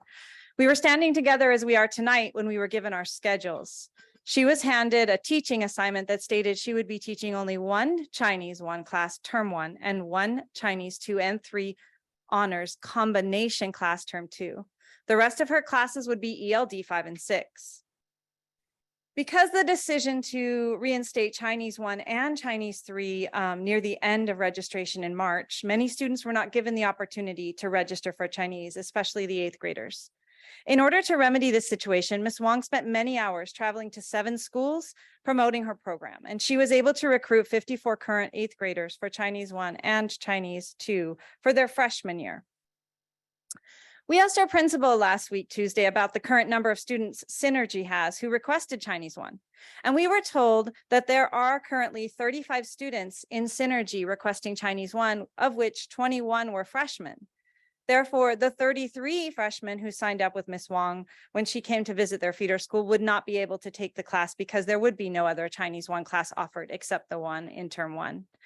Secondly, there are 29 students who have said they want Chinese 2 and 17 students who have requested Chinese 3, as were the numbers in Synergy last week, Tuesday. This would mean some students would not be able to take Chinese 2 or 3, even if they have requested the class because there wasn't room enough. Last Tuesday, the same day we got our schedules, we happened to bump into the AP in charge of the master schedule at Chavez. When I asked, what about all the other 8th graders Ms. Wong recruited? Her reply was that students can wait and take that the following year. It was clear during this interaction that she was not interested in helping students who wanted to learn Chinese at Chavez. In fact, quite the opposite. It felt she was hoping to limit the number of students taking Chinese in order to once again rid Chavez of the Chinese program. I hope the district will encourage the administration at Chavez to allow for 4 more sections of Chinese for next year so that Ms. Wong's program has the opportunity to thrive instead of being attempted to be eliminated once again. Thank you for your support.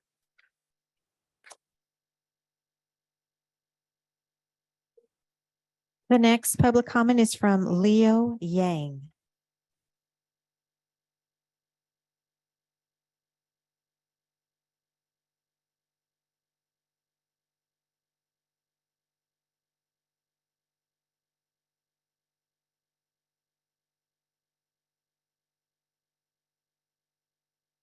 Good evening. My name is Leo Yang and I am a student from Chavez High School. I have taken Chinese class for 2 years. 4 siblings from my family, my older brother, older sister, younger brother, and I have taken Chinese classes, and we have all been enjoying them. Next year, my younger sister would like to learn Chinese too. She signed up with Miss Wang when Miss Wang visited George W. Bush. After the Chinese program was reinstated at Chavez, Chavez tried to inform students and parents through emails. My parents did not receive the email. I did not receive the email. My older sister didn't receive it. My younger brother has received it, but he did not check this email. He only checked it today when I asked him about it for this speech. The email that was sent under the some numbers at gmail.reminder. I wouldn't check this kind of email. My eighth grade younger sister did not check her emails. I checked for her. The email from Chavez that my younger sister received is put as a no reply email. Do you think people would check emails under no reply? I feel it is not effective to enforce students and parents only through emails because most parents don't have time to check their emails received.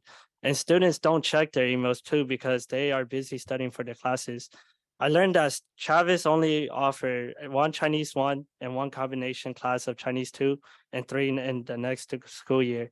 I realize it is very likely that my younger sister will not be able to take Chinese 1 and Chinese 2 in her freshman year. I haven't told her this yet because I know she will be very upset. My older brother, older sister, younger brother, and I were able to take Chinese 1 and 2 together during our freshman year, but she might not be able to. Wouldn't this be unfair for all the other freshmen who would like to, but would not have the opportunity to take Chinese 1 and Chinese 2 in their freshman year? A foreign language is an important credit for graduation. Wouldn't most students want to take a language class for their first year of school? This would be a very confusing for all the new freshmen who want to switch to Chinese 1 and Chinese 2 at the beginning of school without knowing that there are no space for them. Since there won't be enough space for them to choose for the next school year, wouldn't it make the students choose other languages instead of waiting for the Chinese classes in their sophomore year? If Chinese 2 and 3 are combined with 35 students, would it be difficult for students to learn because of the difference in teaching? I just took Chinese 2 last semester. I'm proudly telling you, I got an A+. But if Chinese 2 and 3 would be put into one classroom, it would be difficult. I'm wondering if I could learn well in that class. The Chinese will be very noisy. If Miss Wang could help me as much as she did before. Imagine when one class is trying to learn from Miss Wang and the other class is trying to do their work. Don't you think the other class needs the quiet environment? Don't you think the other group needs Miss Wang help? Students wouldn't be able to receive Miss Wang help when she is teaching the other side of the class. Please offer enough Chinese classes for the student who want to learn Chinese, especially enough Chinese 1 and Chinese 2 for freshmen. And please offer a good learning environment for us. Thank you very much and have a good night.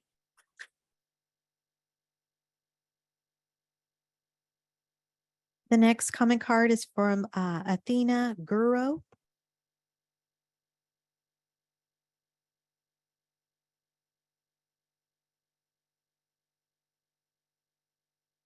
Oh. Good evening. My name is Athena Ayesha Guro. I'm a freshman student from Cesar Chavez High School. I finished Chinese 1 and 2 in my freshman year, and I'm looking forward to learning Chinese 3 next year. 3 months ago, I delivered a speech here to fight for the Chinese program. Now I'm speaking on behalf of Angeline Yim, who is the student representative of the school council at Chavez. She also delivered her speech 3 months ago.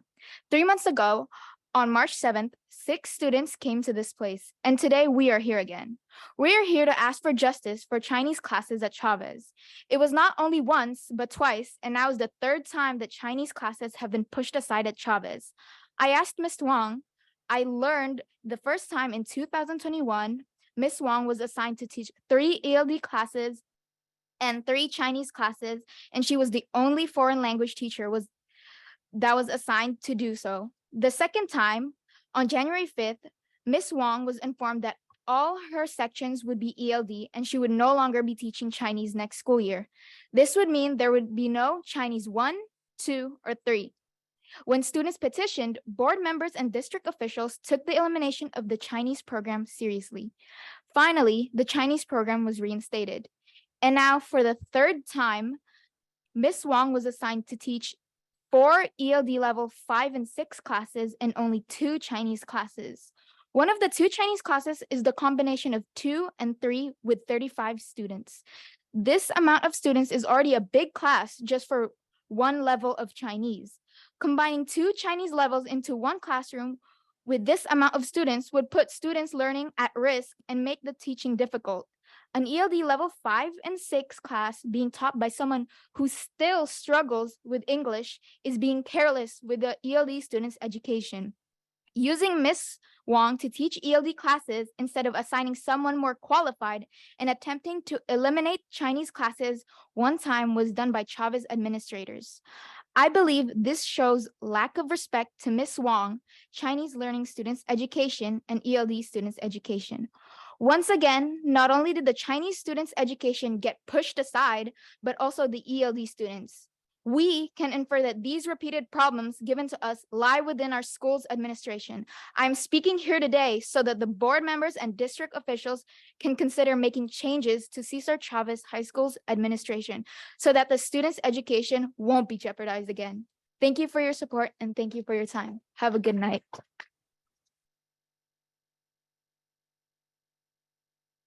The next public comment is from Heidi Rodriguez.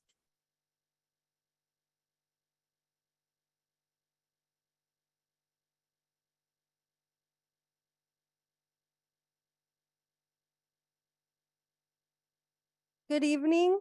My name is Heidi Alarcon. I am a student at Cesar Chavez High School. I graduated this year, and in the fall, I plan to attend UOP and major in biochemistry. I have learned Chinese 1, 2, and 3, and I am planning to take Chinese as my minor. Today, I am delivering the speech on behalf of Chinese students and the Chinese teacher, Ms. Wong. The reinstatement of the Chinese program was a remarkable event in which students fought to bring back their educational rights.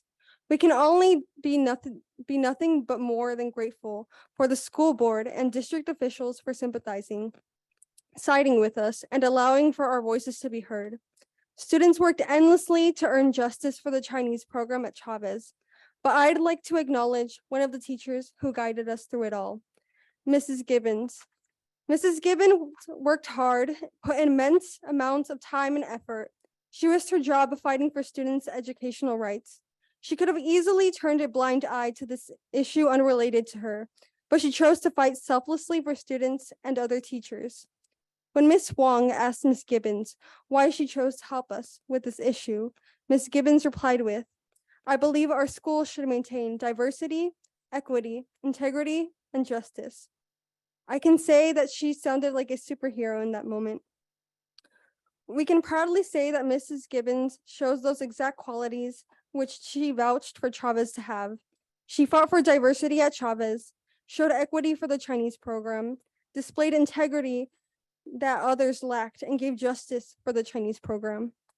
We would like to take this opportunity to thank her for her dedication in striving to protect our education.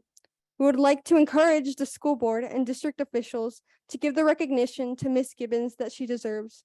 Thank you, Mrs. Gibbons. You are our hero. Your impact on us and future generations will be lifelong. Thank you very much for your time. Have a good night.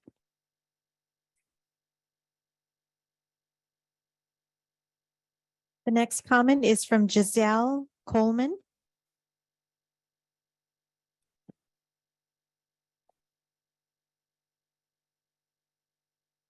First, I would like to say good evening to the board. My name is Giselle Coleman, and I'm a student at Cesar Chavez High School. I'm also a student journalist who wrote the article on the cancellation of Chinese classes, as well as the article documenting its return. And I also came here 3 months ago to do a speech. It's unfortunate that we have to come speak again for this reason, but I'm at a loss at what else we can do to make our voices heard. We recently learned that Ms. Wong will be teaching only 2 classes of Chinese next year, 1 for each term, while the rest of her schedule will be committed to teaching ELD.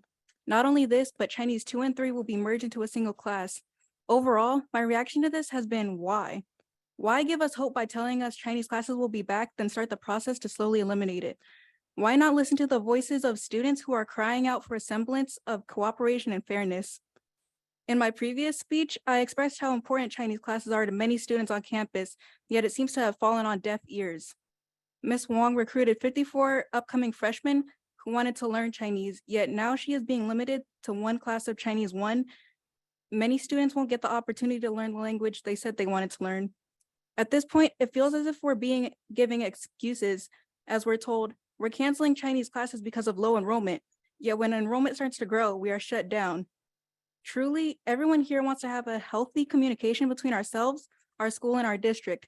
But it seems that anytime we get closer to establishing that, we are left out of the loop, even when it's something that directly relates to our education. Although I don't want to be, I am angry. No matter how many times I try to look at this from a different perspective, it just feels like a slap in the face, especially considering it was a decision made behind our backs during the summer. Students in Chinese have also already expressed how difficult it would be to merge Chinese 2 and 3 into one class. Ruwen Yu, a student from China who has taken Chinese 3, couldn't be here today, but has said, there's a big difference between Chinese 2 and 3 because the grammar in Chinese 2 is more complicated. And in Chinese 3, we have to expand on things we learned in Chinese 2. Students will also have less time to practice. We do oral practice, listening quizzes, and oral presentations that we have to do as a class. And if we don't have that time, then many students will be left behind. Students who are ahead and self-studying will likely be distracted by students still stuck doing practice and presentations. I hope that we can come to a consensus sometime in the near future, so I must thank you for listening to our concerns.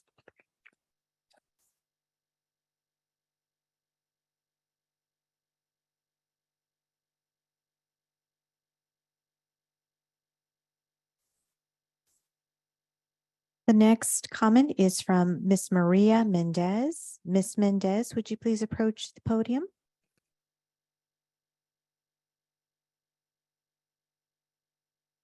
Good evening again, Board Trustees.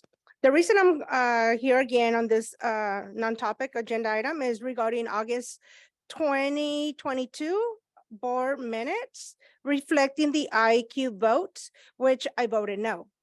The reason is because I didn't see it on tonight's agenda.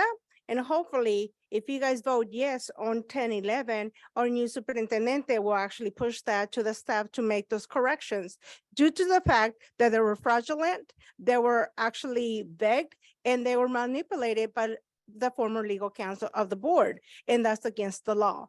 The other reason is too, is under the investigations that the DA is actually put in. And not only that, BIGMAT did their investigation regarding those votes, regarding the IQ, but it was actually not reflecting my vote properly due to the recording, not to the board docs documentation. The minutes were actually altered, in which is fraudulent, and that person, the law firm, should go to jail for that, what they did, manipulating our board minutes. Thank you very much. The next public comment is from Mr. Harpreet Shima. Mr. Shima, would you please approach the podium?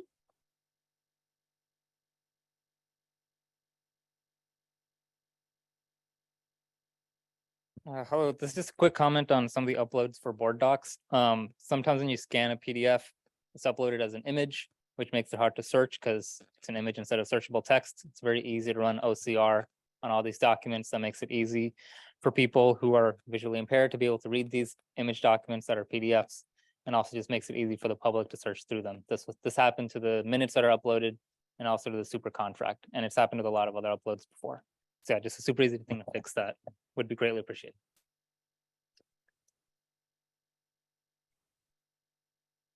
Our last public comment is from Ms. Carisha Boyd. Ms. Boyd, would you please approach the podium?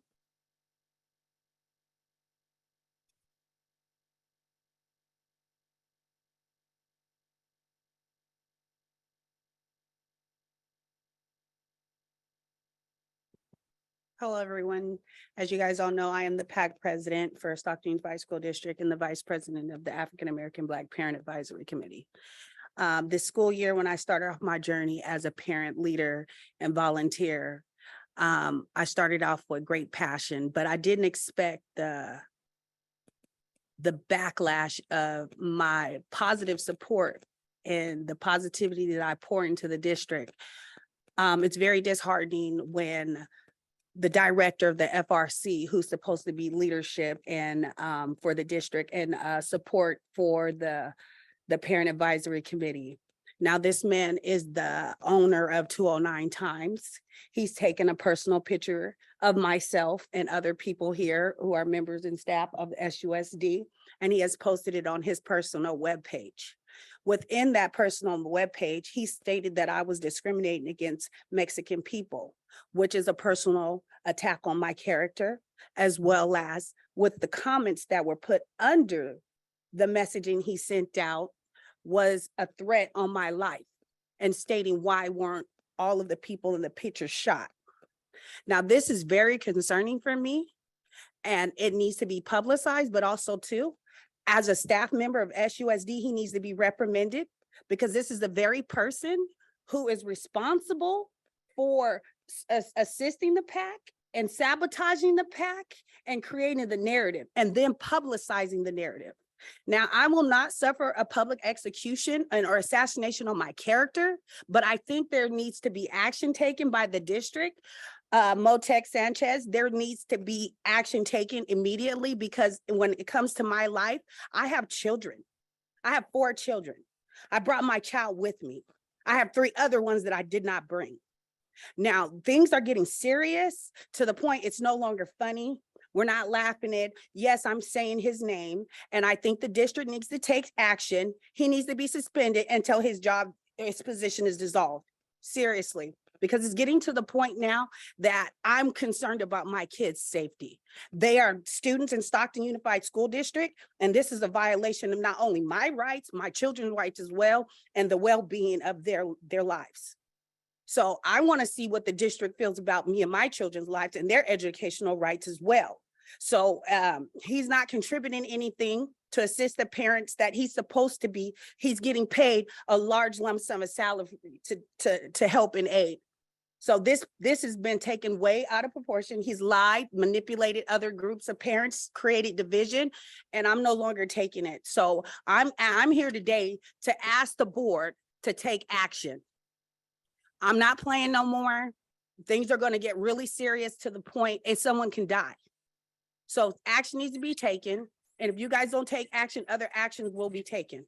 And this is not a threat. This is a promise, but I am concerned about my kids' safety. Thank you, Ms. White.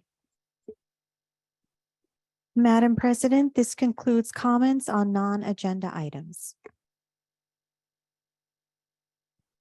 I just want to address that that was a serious threat and if our staff has received it, and are you guys looking into investigating that? So follow up. Yes, I believe Chief Franco has it and we will be checking into it. Everyone's aware, there needs to be action taken in.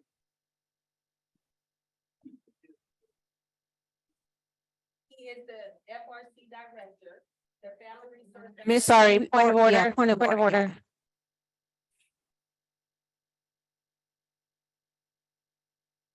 Okay, moving on to item 6.1, approval of consent items, and Christina will read the oral announcement.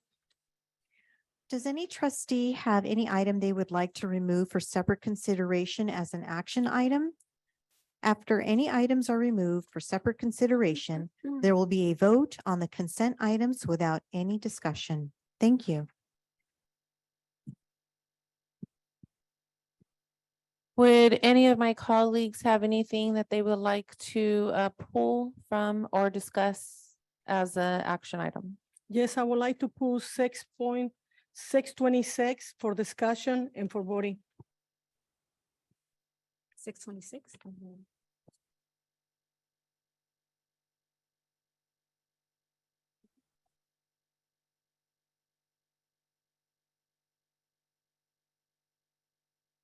Are there any other items that my colleagues would like to pull?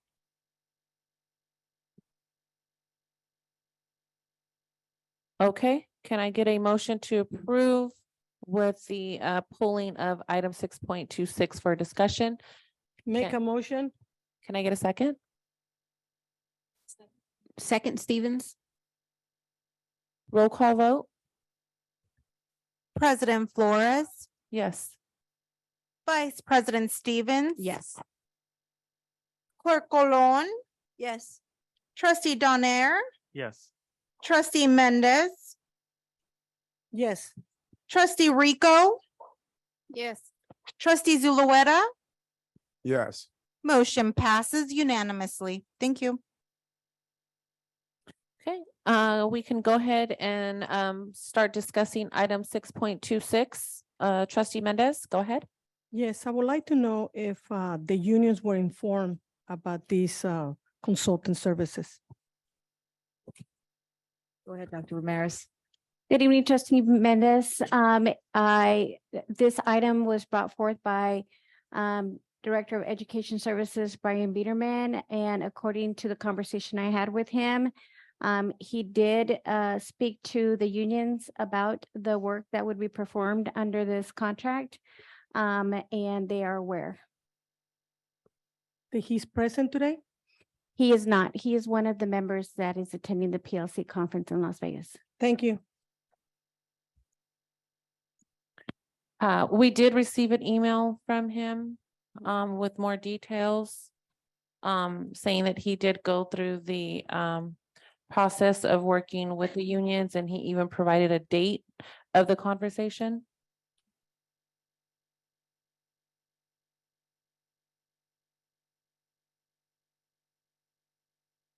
Any more discussion? So when did he send us this email? Because I didn't receive it. Yeah, I asked the same question as trustee Mendez, and that's why the email was created. I think the first one came Saturday and then the follow-up Sunday. It came Friday at 3:40 p.m. Would you like me to read the email? No, thank I you. just checking my email to see if I receive it. Okay, roll call vote.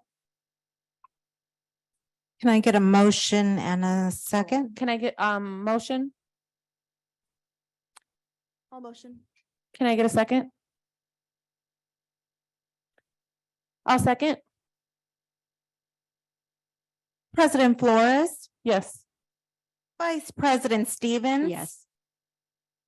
Clerk Colon, Yes.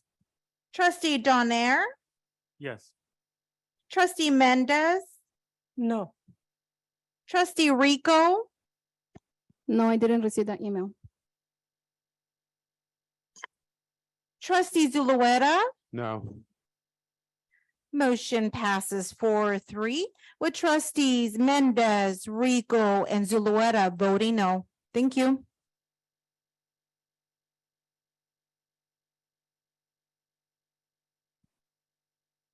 Okay, moving on to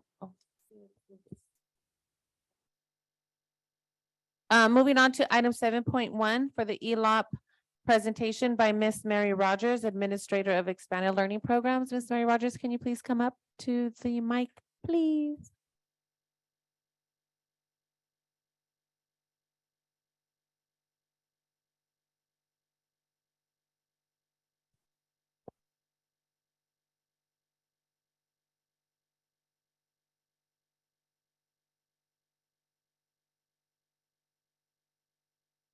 Hello, this is on. Good evening, everyone.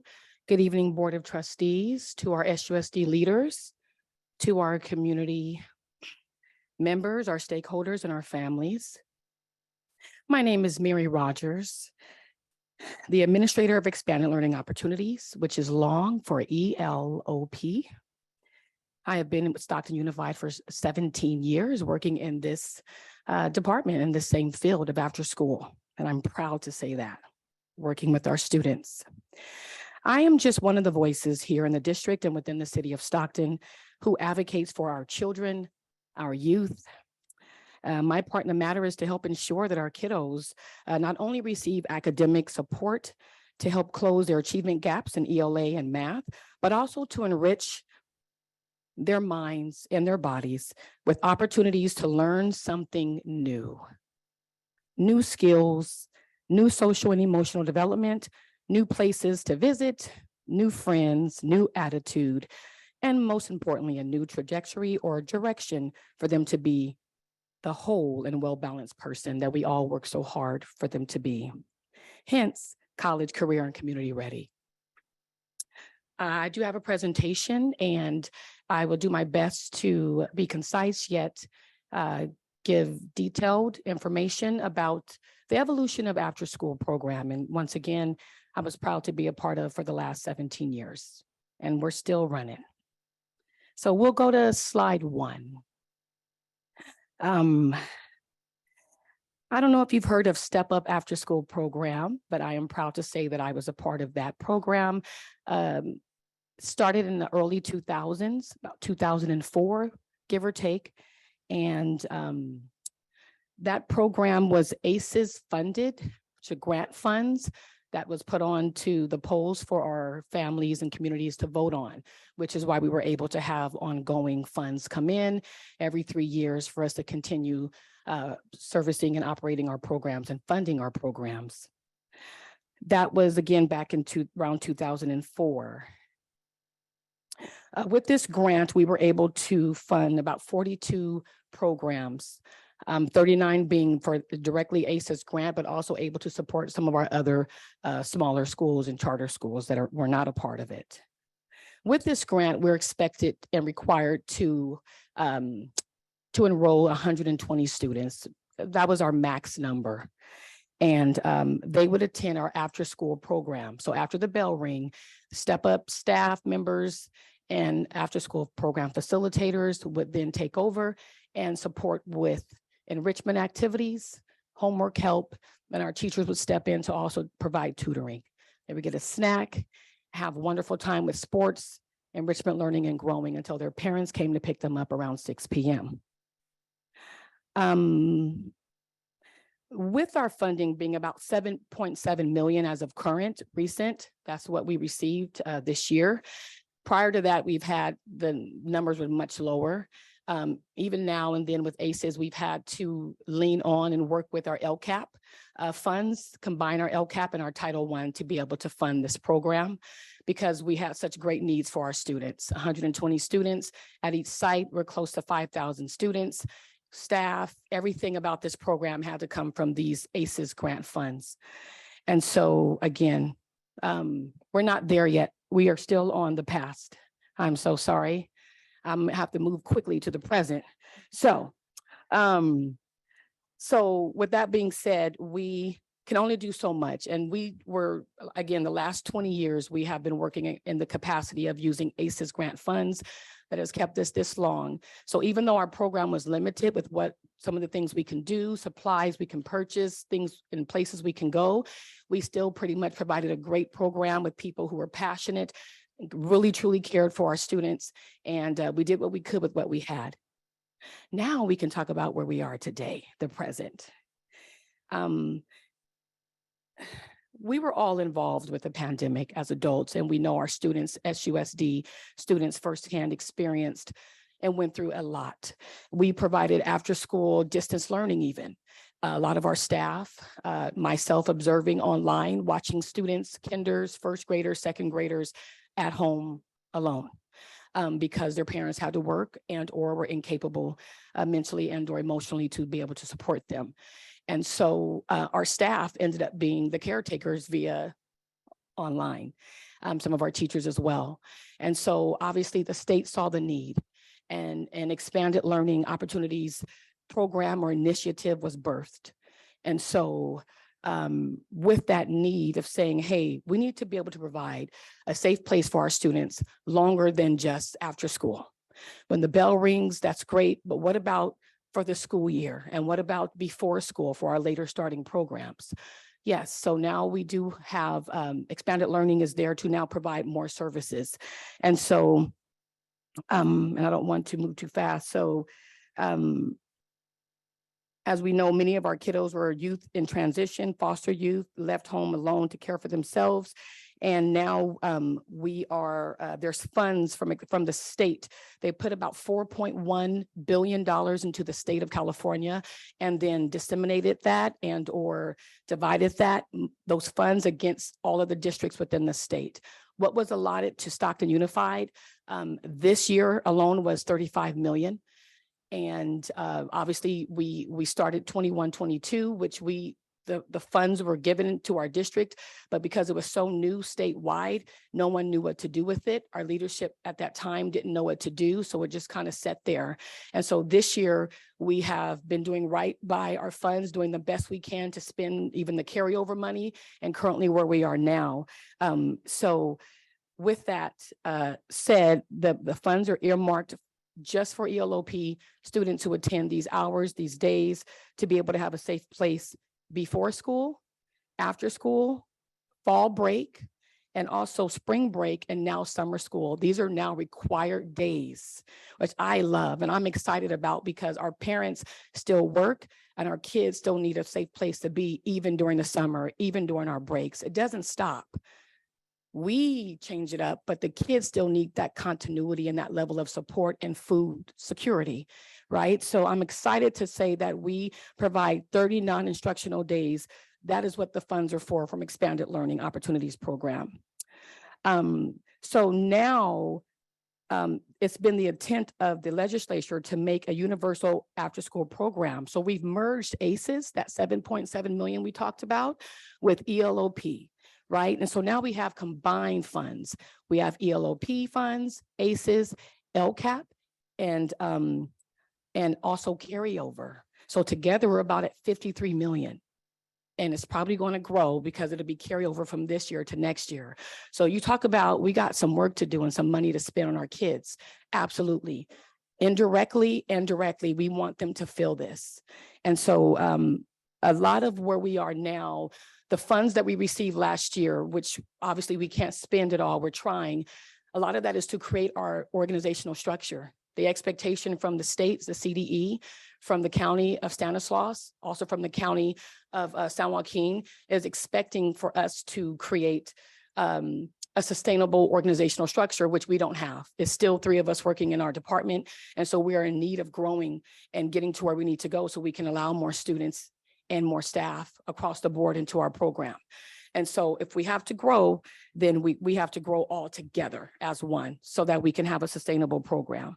So the funds, again, that were given to us in 21-22 were provided for us to design and implement a new organizational structure. Strong recommendations were also given to us by our consulting firm, saying that we needed to create sustainability.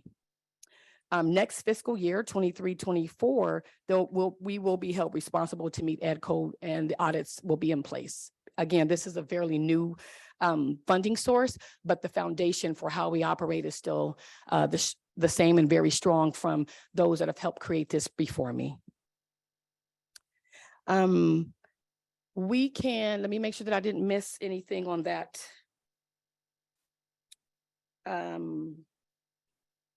I would like to say presently that something that I'm proud of, that we are able to do with our funds, and that has been expected for us to do.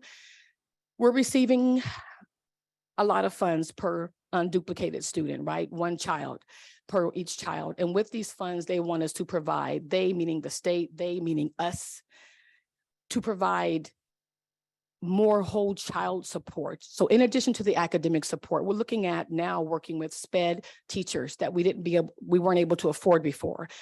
SPED assist, TK teachers, TK assist, counselors. We've had speech pathologists able to work with psychologists. We have nurses. All of these school day support team leaders and individuals that support in the school day, they actually work now during our expanded learning days and hours. Our kids don't miss a beat. It allows us to have students that are in wheelchairs or in catheters that have special needs to be supported in these programs, and we're very proud of that. Over 600 school day staff are now supporting our students, receiving additional compensation, because we're not going to mess with anyone's contract. It's additional and it's above and beyond, but our kids still get that same level of support, and we're proud to say that. And we can now move on to our partners, which I want to tie into this, because we are expected to grow exponentially. So remember, we talked about that number, 120 students. We're looking at growing 100 plus to 160 students added to each site. Can't have students if we don't have staff and support, right? And so it is in CDE's website expected for us, and for over the last 20 years, I do want to say this before we move on. since the conception of after-school programs over the last 20 years, we've worked with community-based partners. Is to add and to support, not only to recruit qualified line staff, but also that support our students directly, but also to provide their best practices. They partner with the sites, they partner with the administrators, with the parents, with the students, with other staff, and provide also resources that at one time we couldn't provide. We didn't have the means, the ability, the connections to the community that they're able to help build and bring to the table. Also building diverse alliances and then networking. So the idea of the community services are to do just that, bring them in and work as one, because this is the city of Stockton and we are an employer within the city, working with those that also take our kids after they're done with high school and they support them with other resources as well. So it's a comprehensive thing, but it's not to take away anyone's jobs. And I want to say that to clear this up, not to negate what others had said. I wanted to add to it.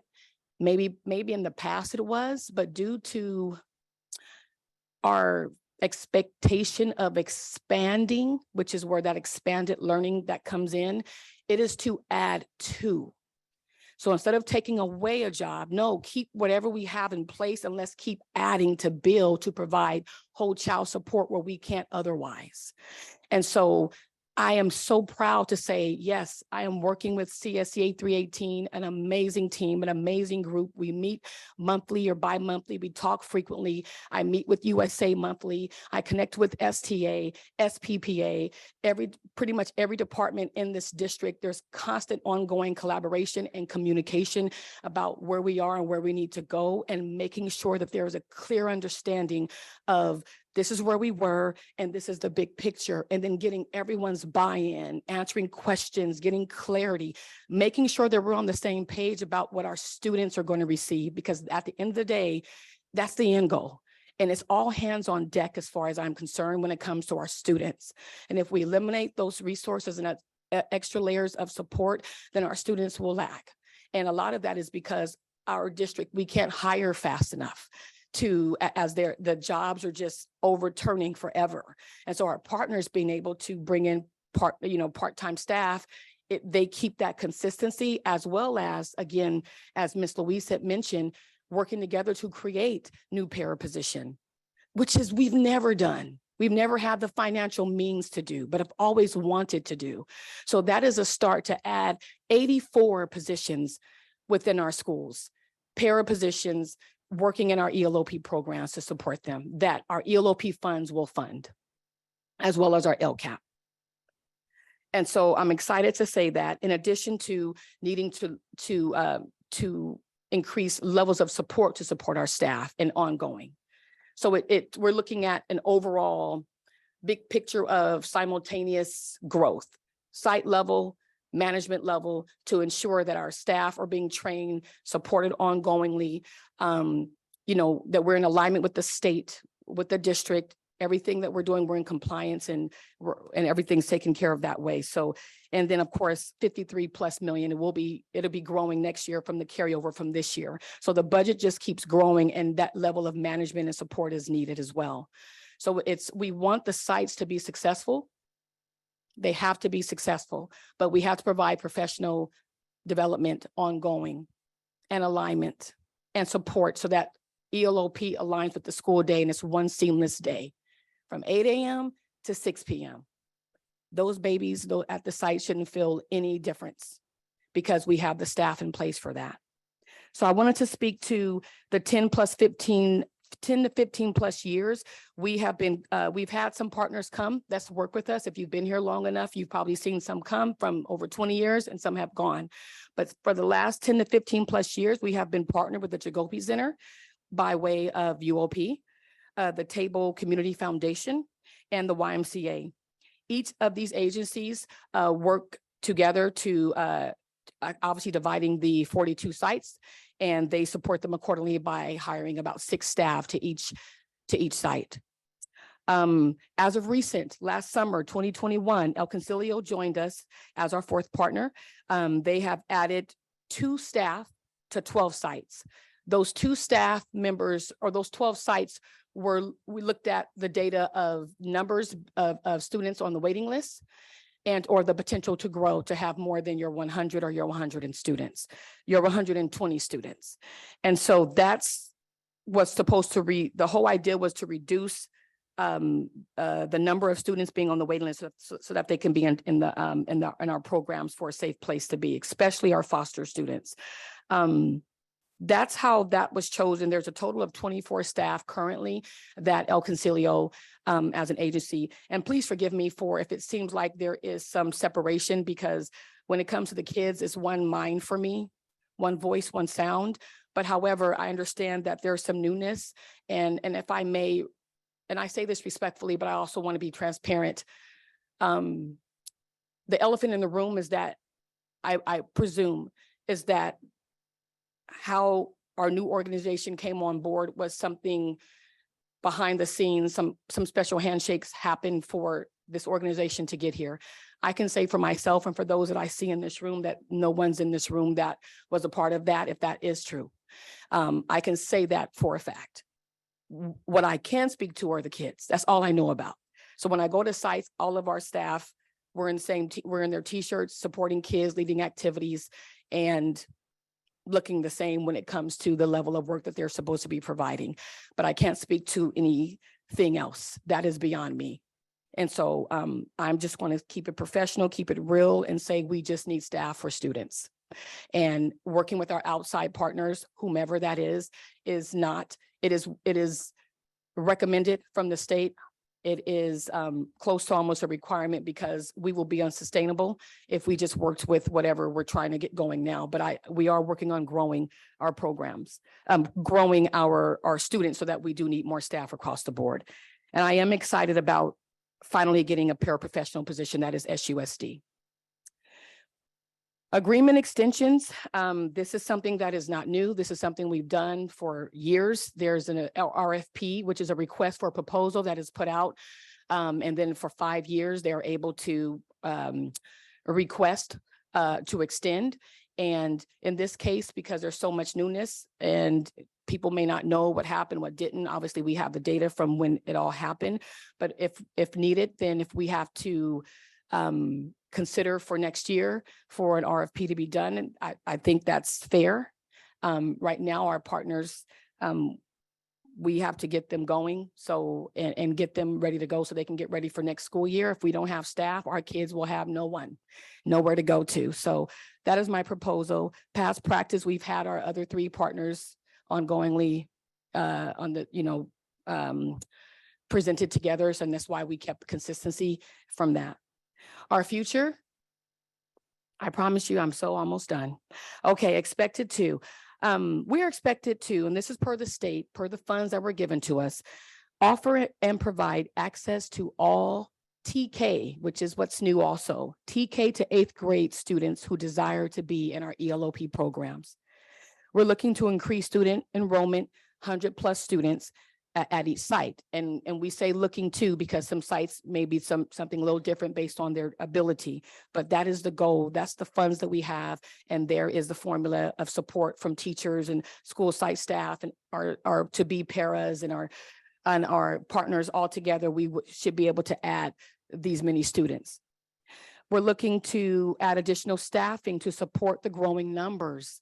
If we need and we want our babies to be in a safe place, ladies and gentlemen, for an additional 4+ hours a day, an additional 30 days, non-instructional days, we need more staff. That's the fact.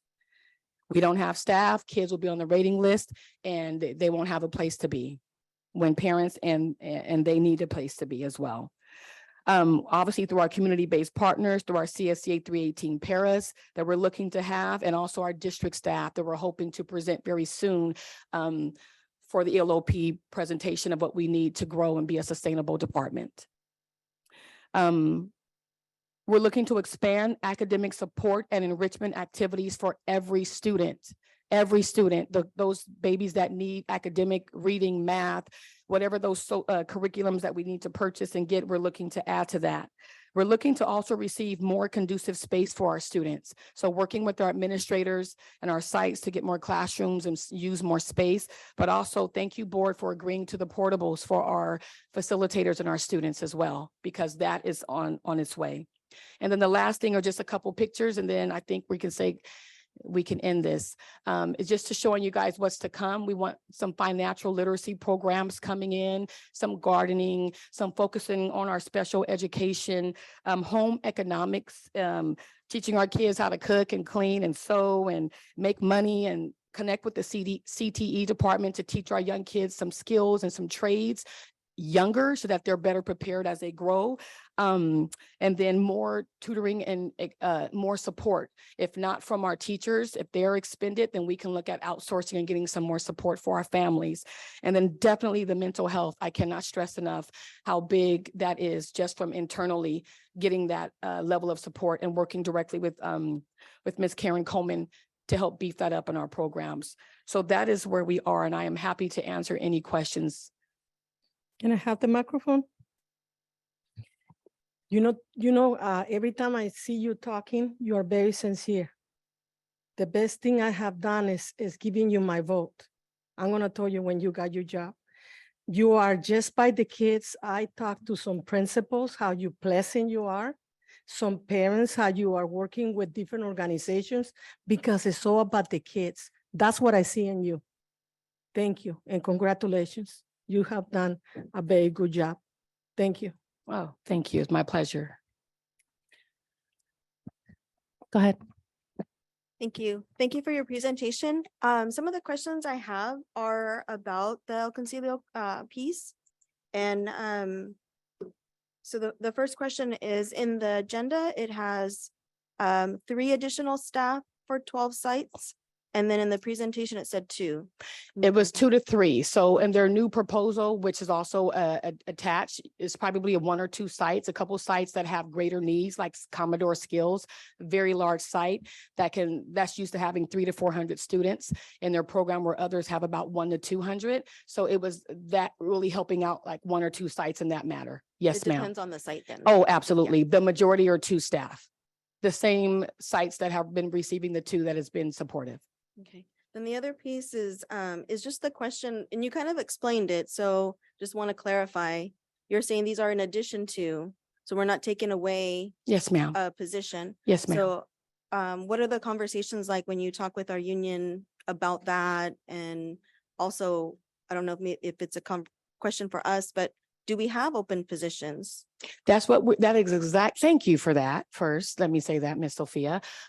We are having those conversations about creating a paraprofessional position for SUSD, again, which we've never been able to do, but now that we have the funds, that is in our plan. It's in our budget. So we can afford this. We have our 3-year plus budget out, so we can afford having 2 paraprofessional staff at our sites. The idea was to get maybe 8 to 10 staff, right? In general. So that will include our partners in addition to our paras. So again, it's so that we can bring in more staff. So if we didn't have, let's say we had the 6, so each partner right now, they give us about 6 staff at a site. So let's start there.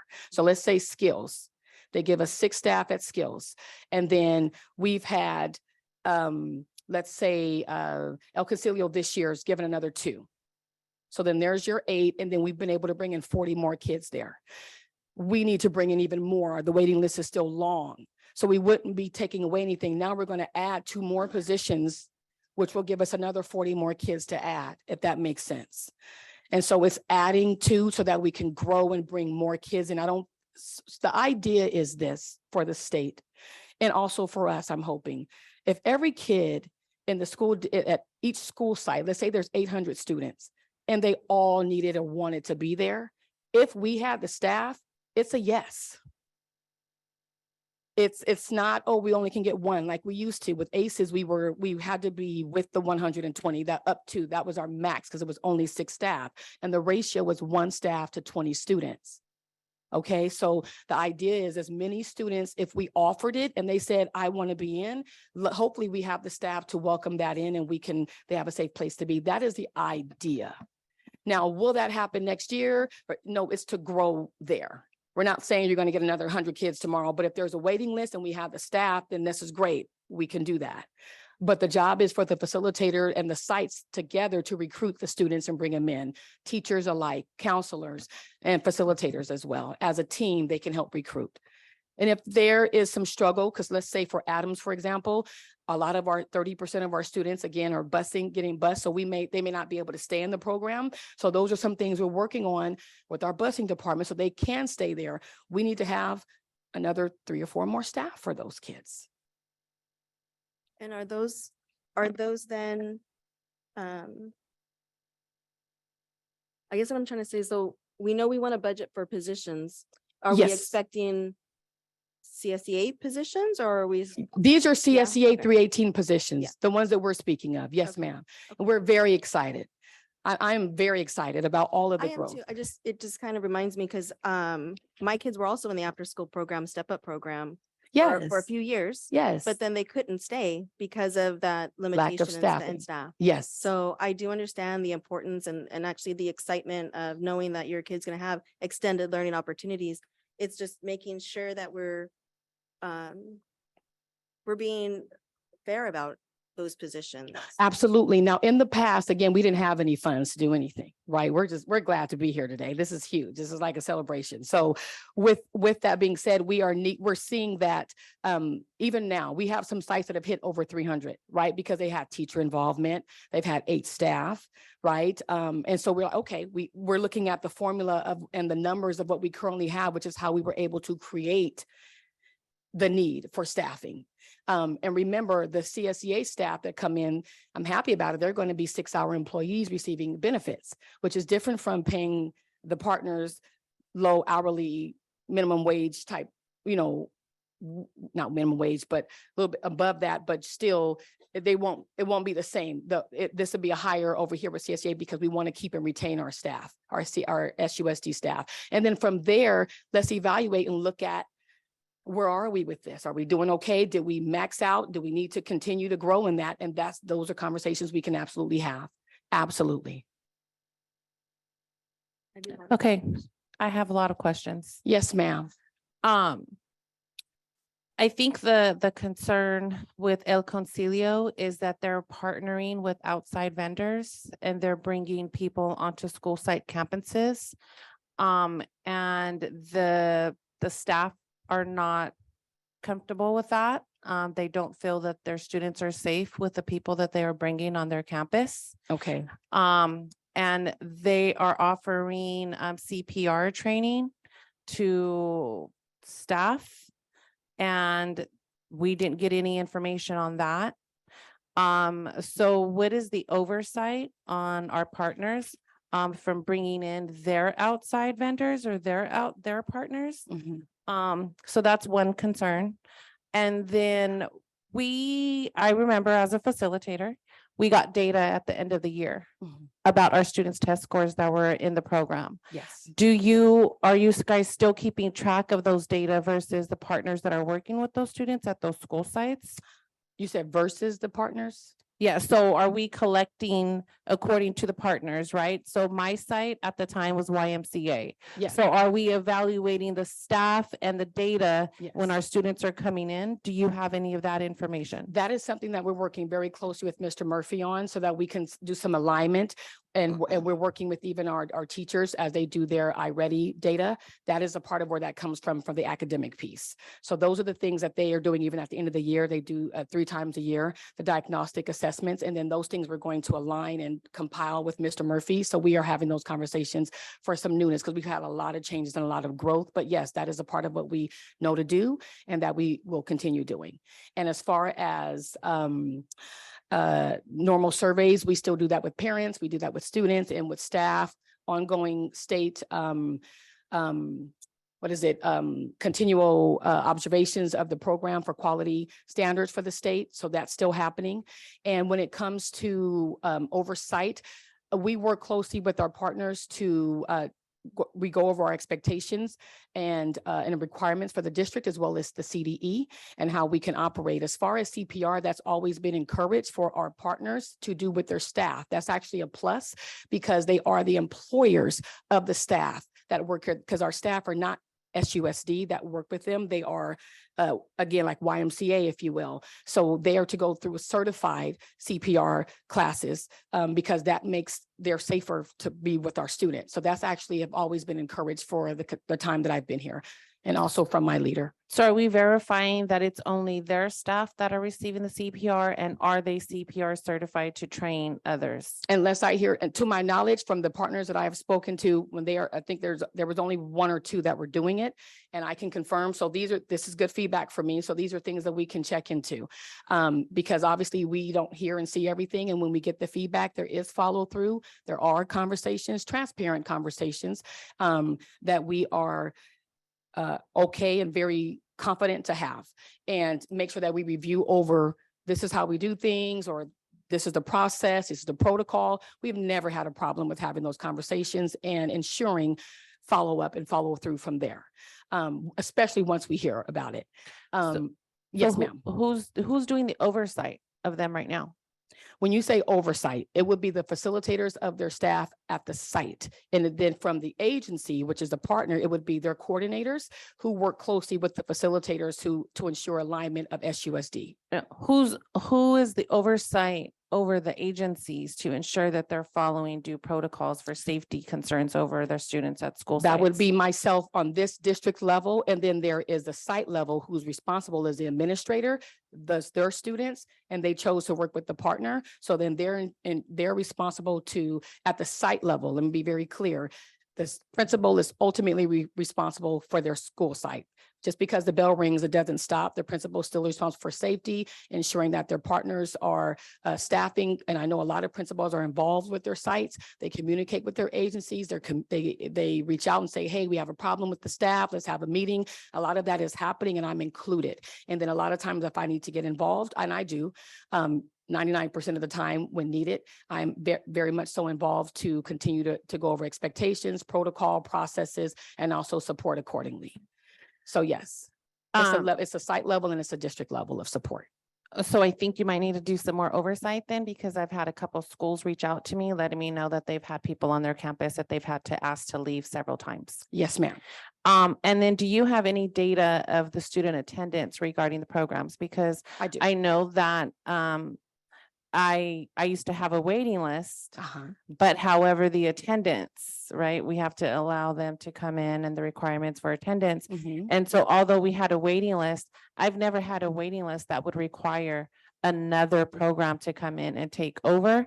But like it's just, I'd like to see the data numbers for each school site to show that there is a need for a 4th partner to come in. Absolutely. And then even then, I believe that we can hire more staff for our partner agencies to do so, that have already had a reputable, long-time relationship with us. And we are definitely open to that, not a problem. And then also going forward, I would like to see more data on how much money is going per partner agency, and a breakdown of what their money and their budget is going towards.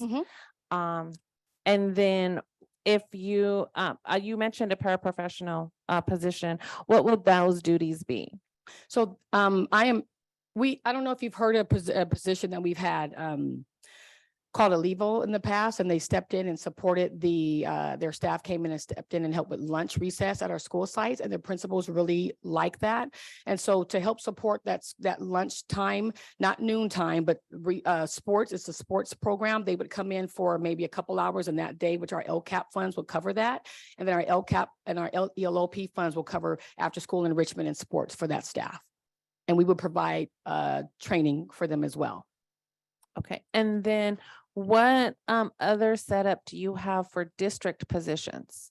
There was something that I wanted to go back to a question that you asked, but I couldn't answer it.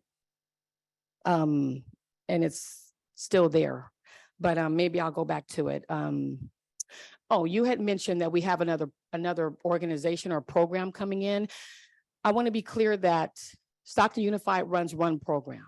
No, I mean, El Okay. Concilio. Oh, so an organization. Got it. Okay, then we can move on. So the question was, I'm sorry. So what's your setup for district positions versus having to bring in the site level Yeah. positions? So the site level positions, we have the 84 staff, and we have to support them. We have site coordinators would be that new level, which we never had that. Looking to grow, our facilitators have an opportunity for them to grow because they've done the work, and then now they can go in and support facilitators. So that will be a site coordinator position. And then we have we have a district level that needs to be, which is current, that position is current, but it's being revised because that position will then support the site coordinators. We need more, we have 42 sites, so it'll be like a 1-to-5 ratio for the site coordinators to the 5 sites. So 5 facilitators, if you were to support them and give them what they need. Then it would be, what do we have? A director position. And then I think it was just those 3. It was those 2 or 3 positions. It was site coordinators and the director, because we already have an administrator. And then I think that's where we were going for that level of support. Okay. For the director position, will the qualifications be that comparable to other positions surrounding same type of positions in other districts? Yes, ma'am. And if Miss Claudia, would you like to speak to that, please? So I basically researched other districts in terms of what the program, the ELOP program. Yes, the ELOP. Yeah, the extended learning program. We looked at other positions. Not everybody has directors. So we make sure that we aligned it to a director level position as we would in the district. So the requirements for the position are very comparable to our directors. They're going to have the after school program process. They're going to have also the curriculum aspect of that, supervision. So they'll have the master's education, we are going to be asking for preferred certificated staff, because there's most of the districts do do not have classified it. directors. Yeah. But because we have both the educational part of it and then we have also the classified part of it. So it could be a dual. So we want them to be able to oversee, because you're going to have a program specialist Yeah. who's going to be working with the curriculum side of the house as it relates to teachers. And then we're going to have the piece that has to do with supervision overall of all staff, which is basically a multi-layer that she was talking about. So I don't want to step all over your No, presentation. please, you've been doing. But so what we're working on, and you probably heard Luis from CSCA 318 that talked about the para position that we are in process of negotiating and getting approved. So the presentation is that there would be 84 new positions, all 6-hour benefited positions under CSCA 318.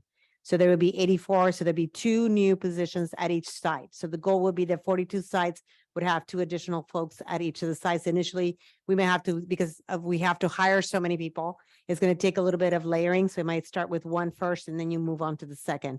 You still have your facilitators. So all your after school facilitators are still there.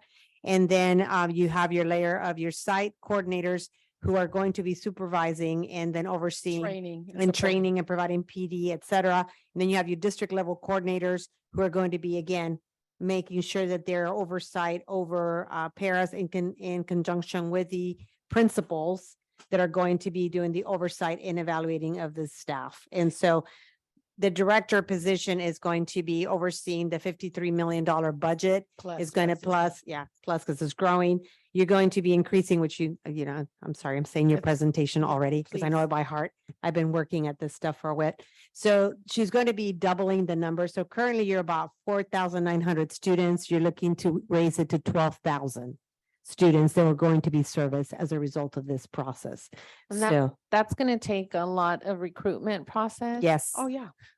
So I know that's going to take a lot of work to Yes. And to get our parents to It's over the time, understand yeah. yes. the importance of the after school program. That's what we're working on. Yeah. And then I had one more question. This is just my thought, thinking out loud. Since we have so much money, are we able to use some of this money to kind of mingle into our teacher positions and other admin positions to kind of fill in the budget gaps?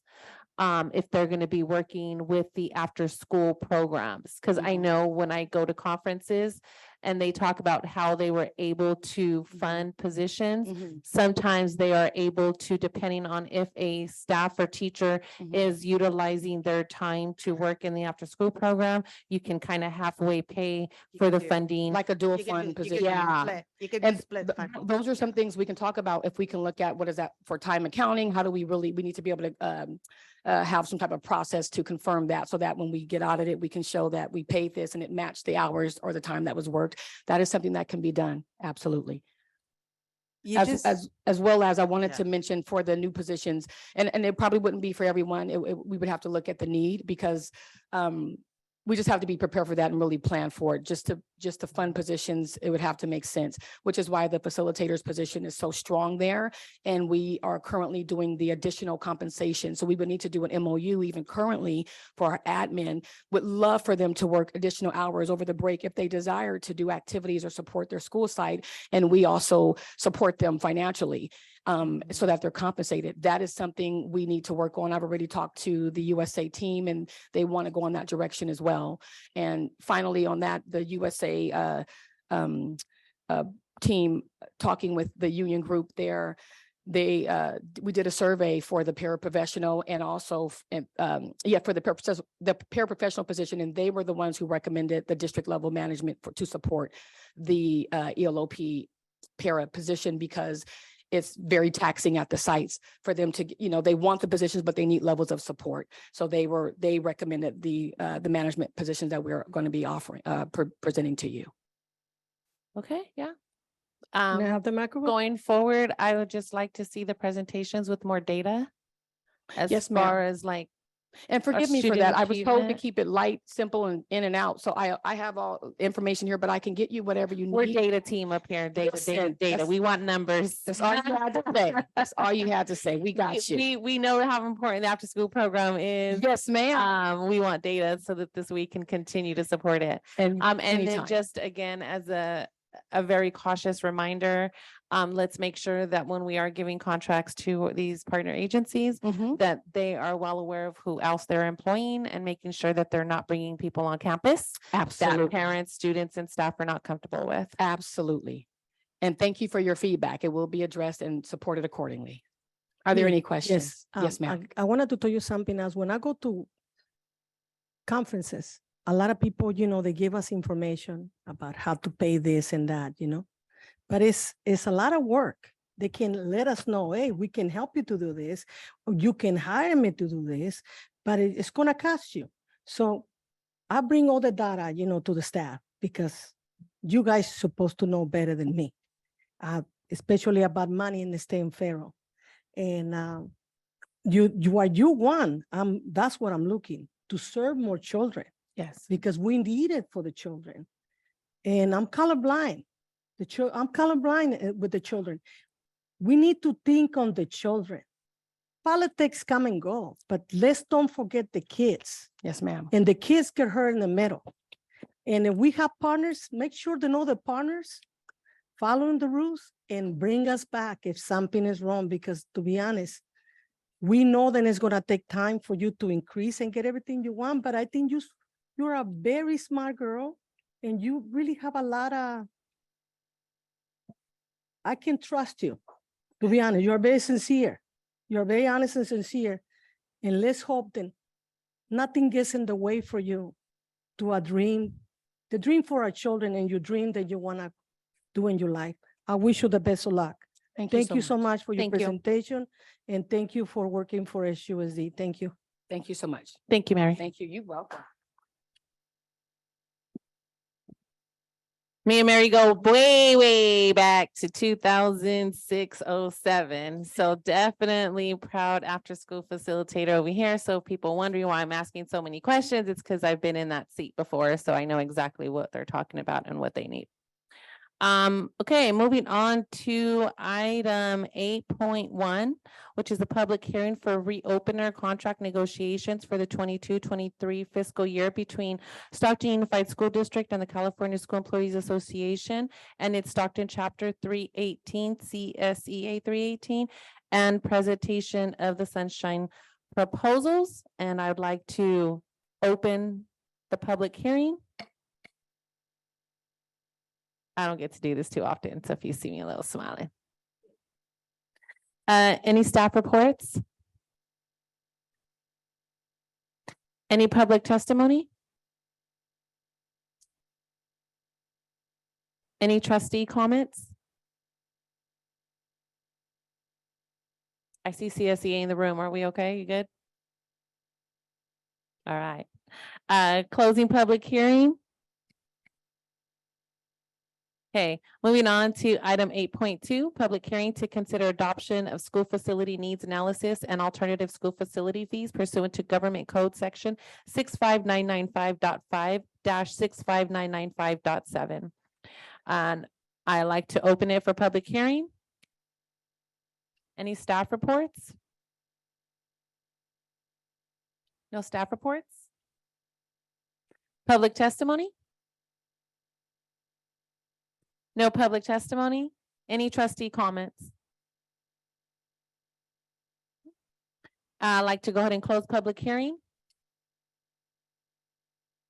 Moving on to item 9.1, approval of the second reading for board policies and administrative regulations on procurement BP/AR 3300 through 3315, AR 3300 expenditures expended authority, BPAR 3311-bids, BPAR 3311.1, uniform public construction cost accounting procedures, AR 3311.2, the leaseback contracts, AR 3311.3, the design build contracts, AR 3311.4, the procurement of technological equipment, BP 3312 contracts, BP 3312.2, educational travel program contracts, BP/AR 3314, payment for goods and services, BP 3314.2, the revolving funds, BPARE 3314.3, and the district credit cards, BP 3315/relations with vendors. Can I get a motion? Motion Stevens. I'll second. Discussion? Just want to make sure that we covered all of these in our policy meeting because it does said for the second reading, and I had a already commitment the day that we had the policy meeting, so I had to leave early that day. And so I left my colleague, trustee Donald, I was gonna say Donald Denaire together in one word. So would you have any comments on that? And also Clerk Cologne was there. Do you see any on here that we did not discuss in our meeting?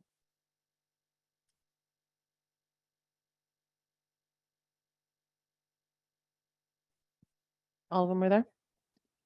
Okay, so we do have policy committee meetings. If there's anybody interested in attending, you are more than welcome.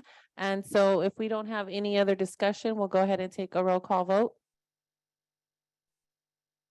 President Flores, Yes. Vice President Stevens. Yes. Clerk Colon, Yes. Trustee Donaire, Yes. Trustee Mendez, Yes. Trustee Rico, Yes. Trustee Zulueta. Trustee Zulueta stepped away. Motion passes 6-0 with Trustee Zulueta being absent. Moving on to item 9.2, approval of first reading of administrative regulation and board policy 6164.2, guidance in school counseling services. I'd like to make a motion. Second. Discussion?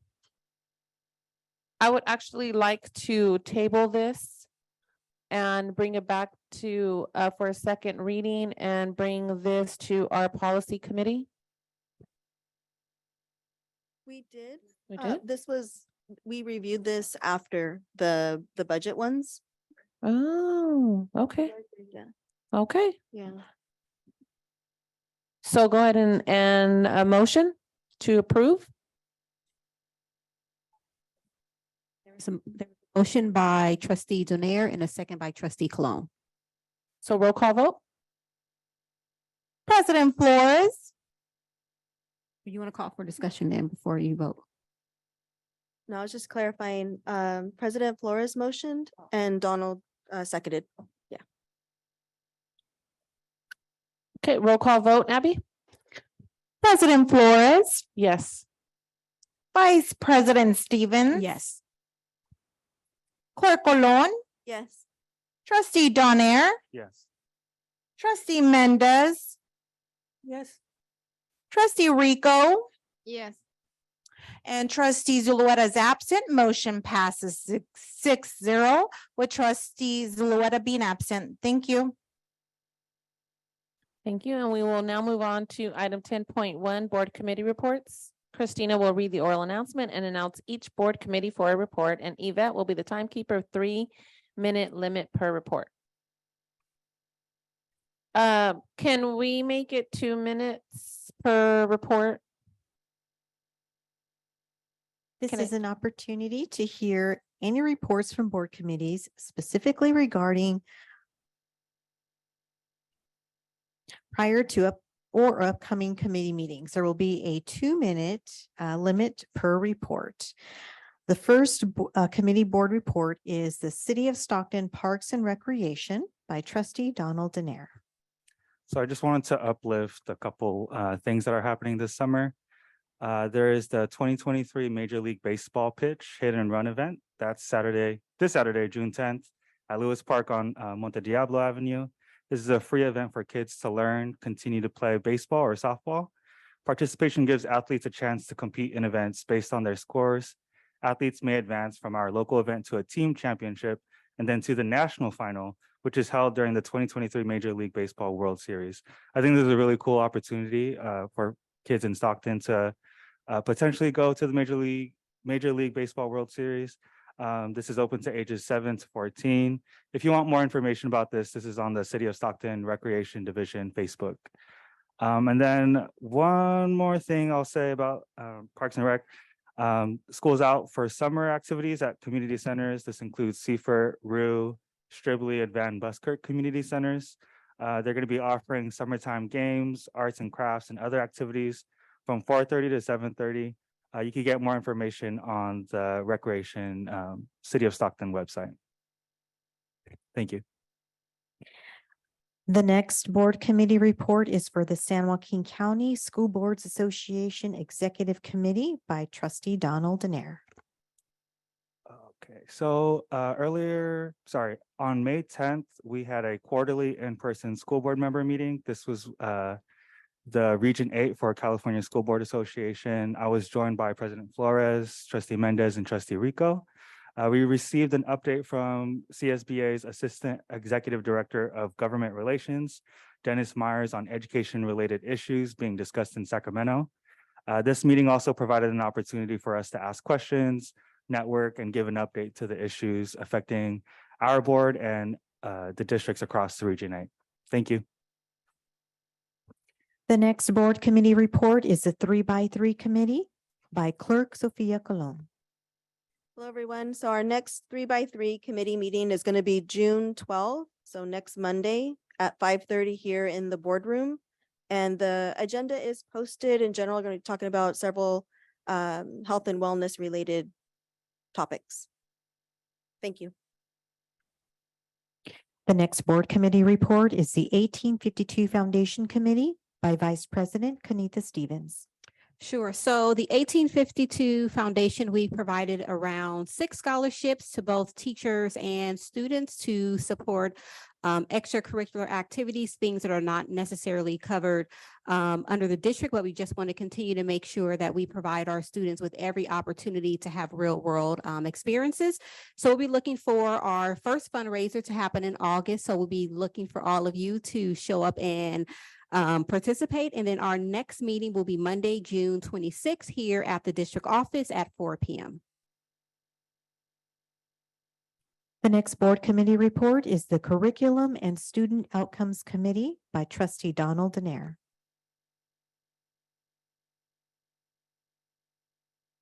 I have no report. I just have an update. The next meeting will be Wednesday, June 14th, 5:30 in the boardroom. The next board committee report is the English Learner Committee by President Angel Ann Flores. Yes, we just had an English learner committee meeting yesterday. And we invited our dual language programs to come and speak about what their programs are and what status they're at.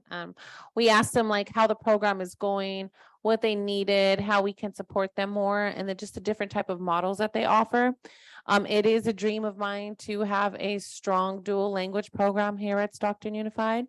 And so we are in the conversations of asking staff to send out a survey, asking teachers who are interested in being a dual language teacher.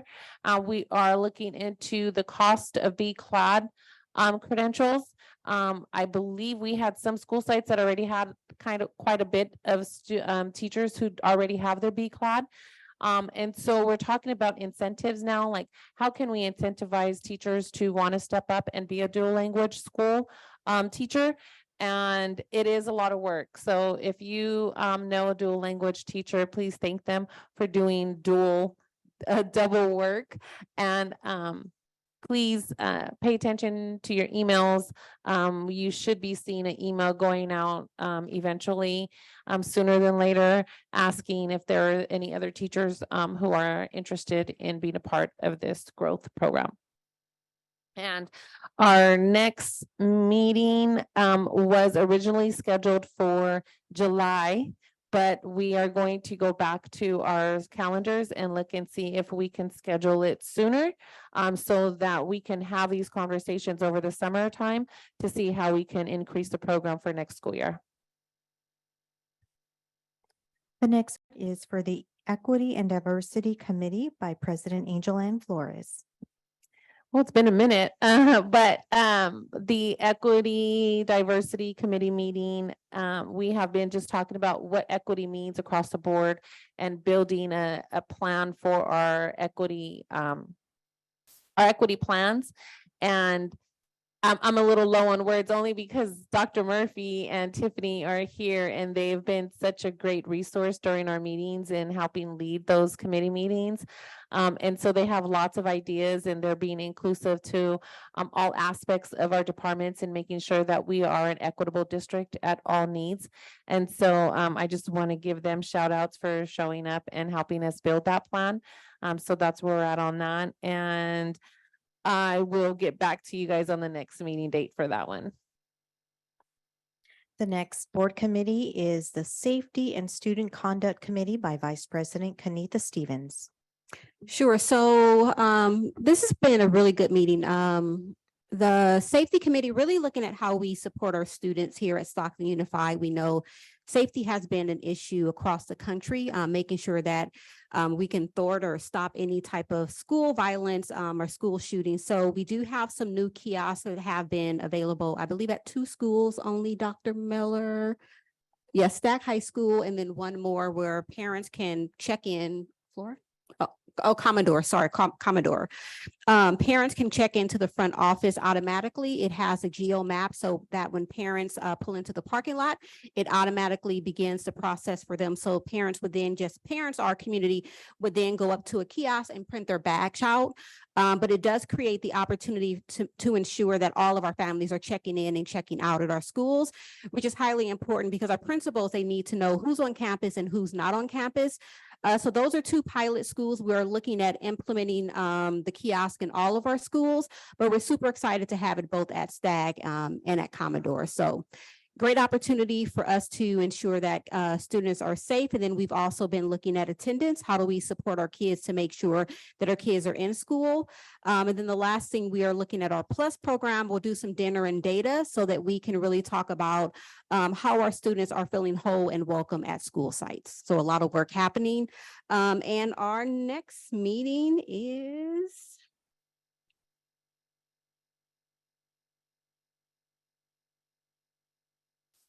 I know, I'm like, okay. We're going down the list of all the committees we have. Because where is it? Okay, I'll skip that one. When is it? Oh, June 15th. Okay, look for you all here, June 15th here in the boardroom. And our next equity committee meeting is June 28th here in the boardroom. The next board committee report is the Board Policy Committee by President Angel Ann Flores. I'm super excited to have this board policy committee now. It's ensuring the trust with us that we are now reviewing the language in the way we have our process and procedures. As you can see from our protocols now that we would like to start implementing is before we have a policy here, that it goes through the board policy committee meeting so that community and the board leadership or whoever's on the committees have an opportunity to view what we're going to be supporting and voting on. And that's how we are going to be operating with our transparency and accountability.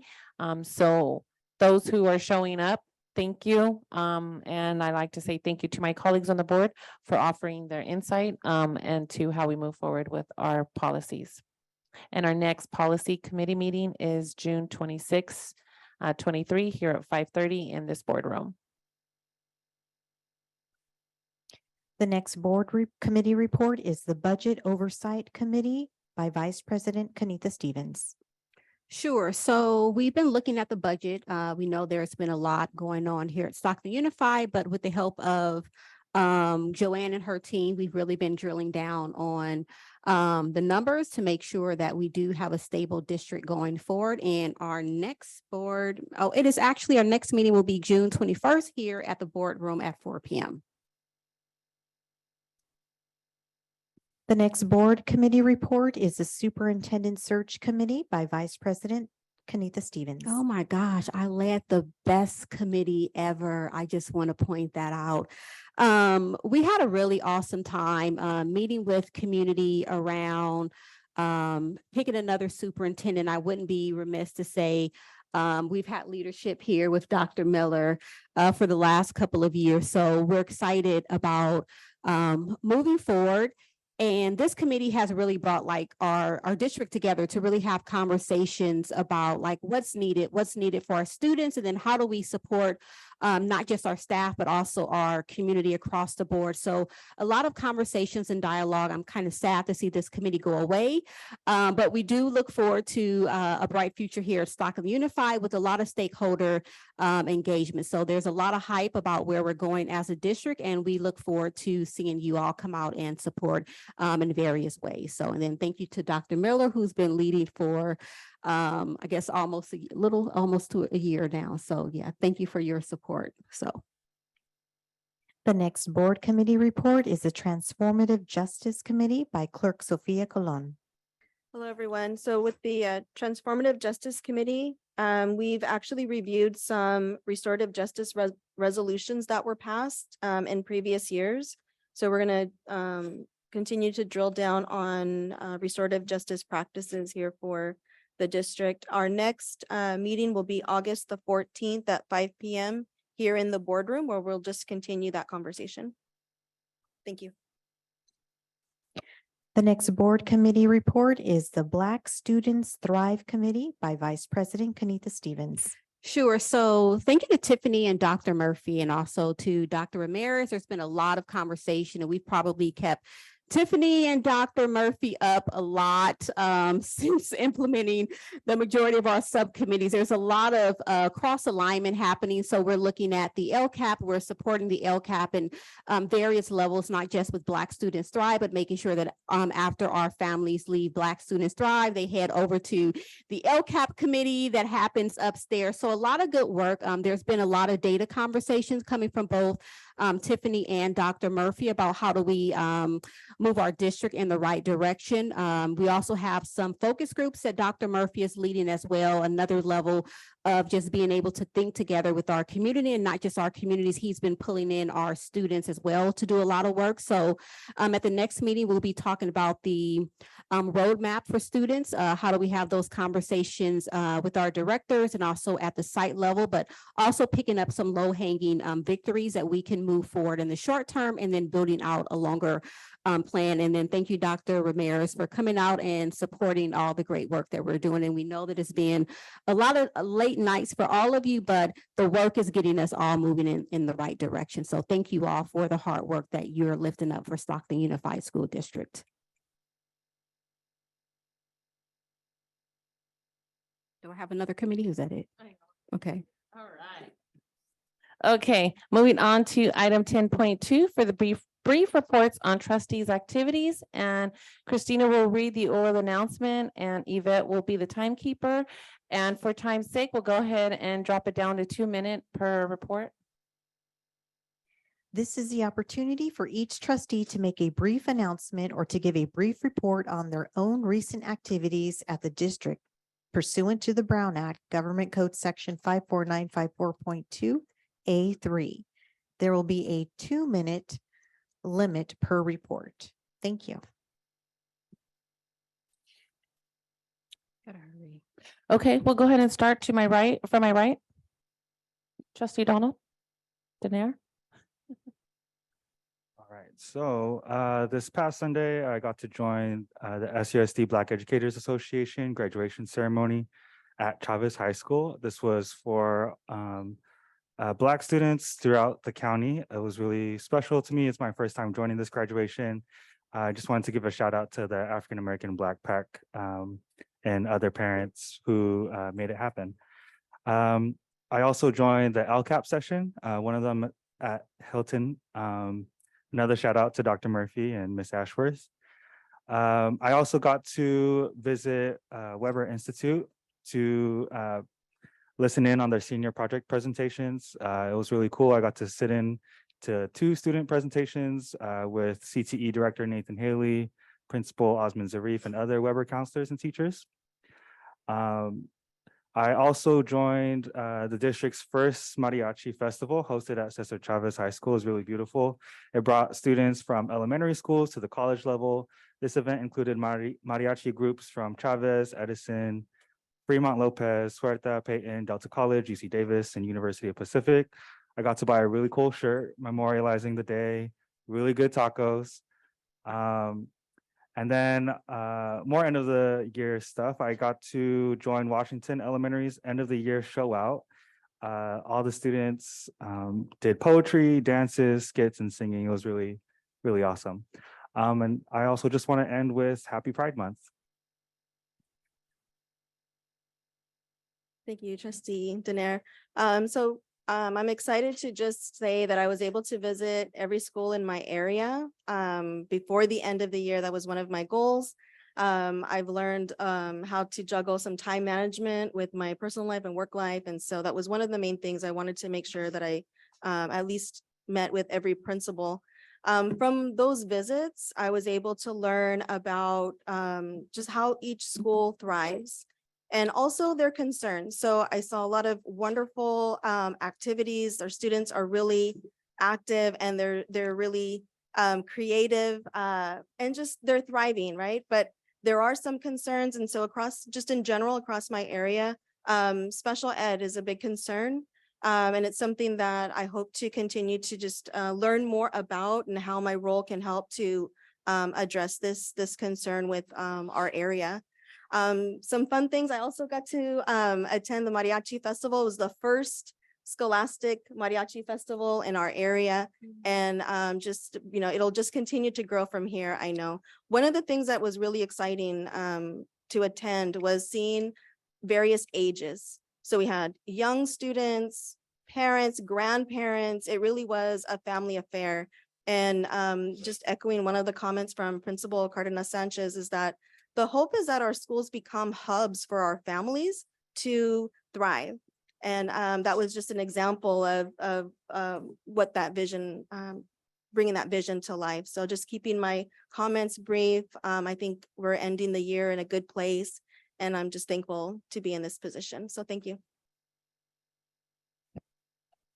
Thank you both. I was also able to attend the graduations for all my school sites. I'm super proud of Merlot and Jane Frederick. I am especially excited. I'm always proud to represent specialty schools and especially Jane Frederick because it's a continuation school. And there's just so many stories for those students at that school. I was also able to make it to my K through 8th grade graduations. I had 3 school sites who had their graduations kind of like at the same time. And so I was juggling one and trying to rush to get to the other one. Thank God there was no officers behind me. But, and so I just look forward to continuing to visit my school sites.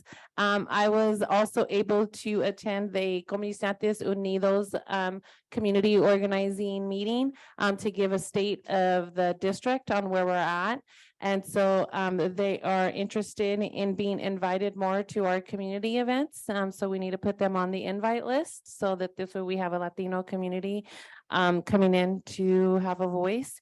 I also was able to attend the LCAP meetings at the Hilton, and it was very encouraging to see the room full of parents and staff who are there to listen and to understand the LCAP and be a part of it. They noticed a lot of other websites that they were showing me about. So they were educating me as well. So super excited about that.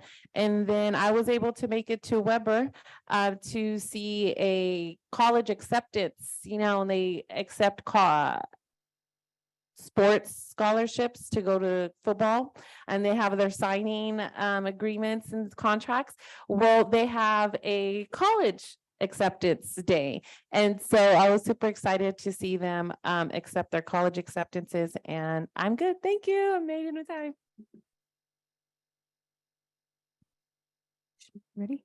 Yeah, so I'll keep mine brief. I just want to give a shout out to all of the students who were promoted and who also completed 12th grade. It was such an honor for me as a board member to not only participate, but for it to be full circle, especially at my daughter's high school, right? To be able to give out certificates to the kiddos in the seat that I once sat as a parent volunteer. I just want to value add. I've attended a lot of the things that everyone else attended, but I do want to give a huge shout out to Jordan, who is just completed 8th grade at Adams Elementary. He was hardworking, amazing experience just to be out there with our K-8 students and to watch them be promoted and then to watch them for the next 4 years. So I'll go ahead and give my time back.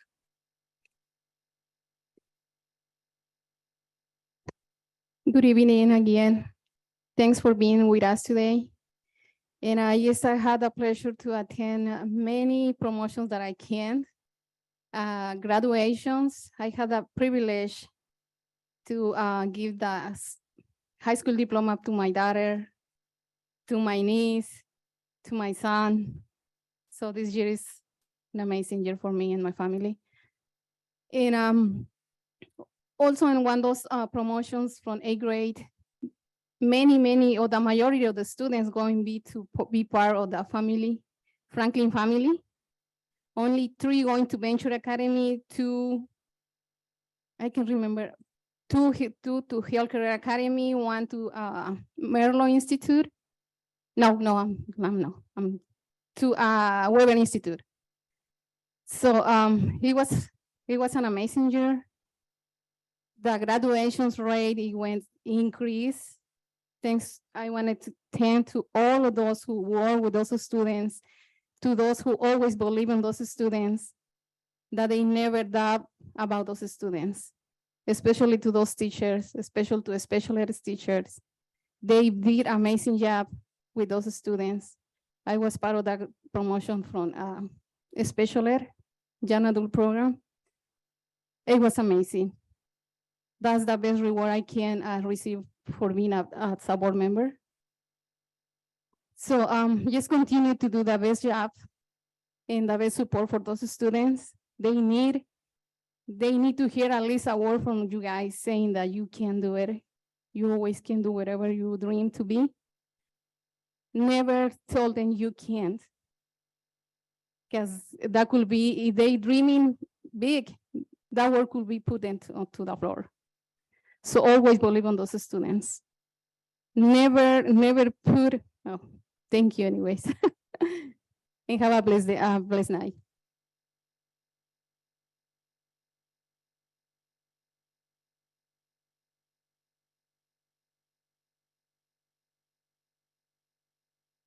Go ahead, Trustee Zulueta.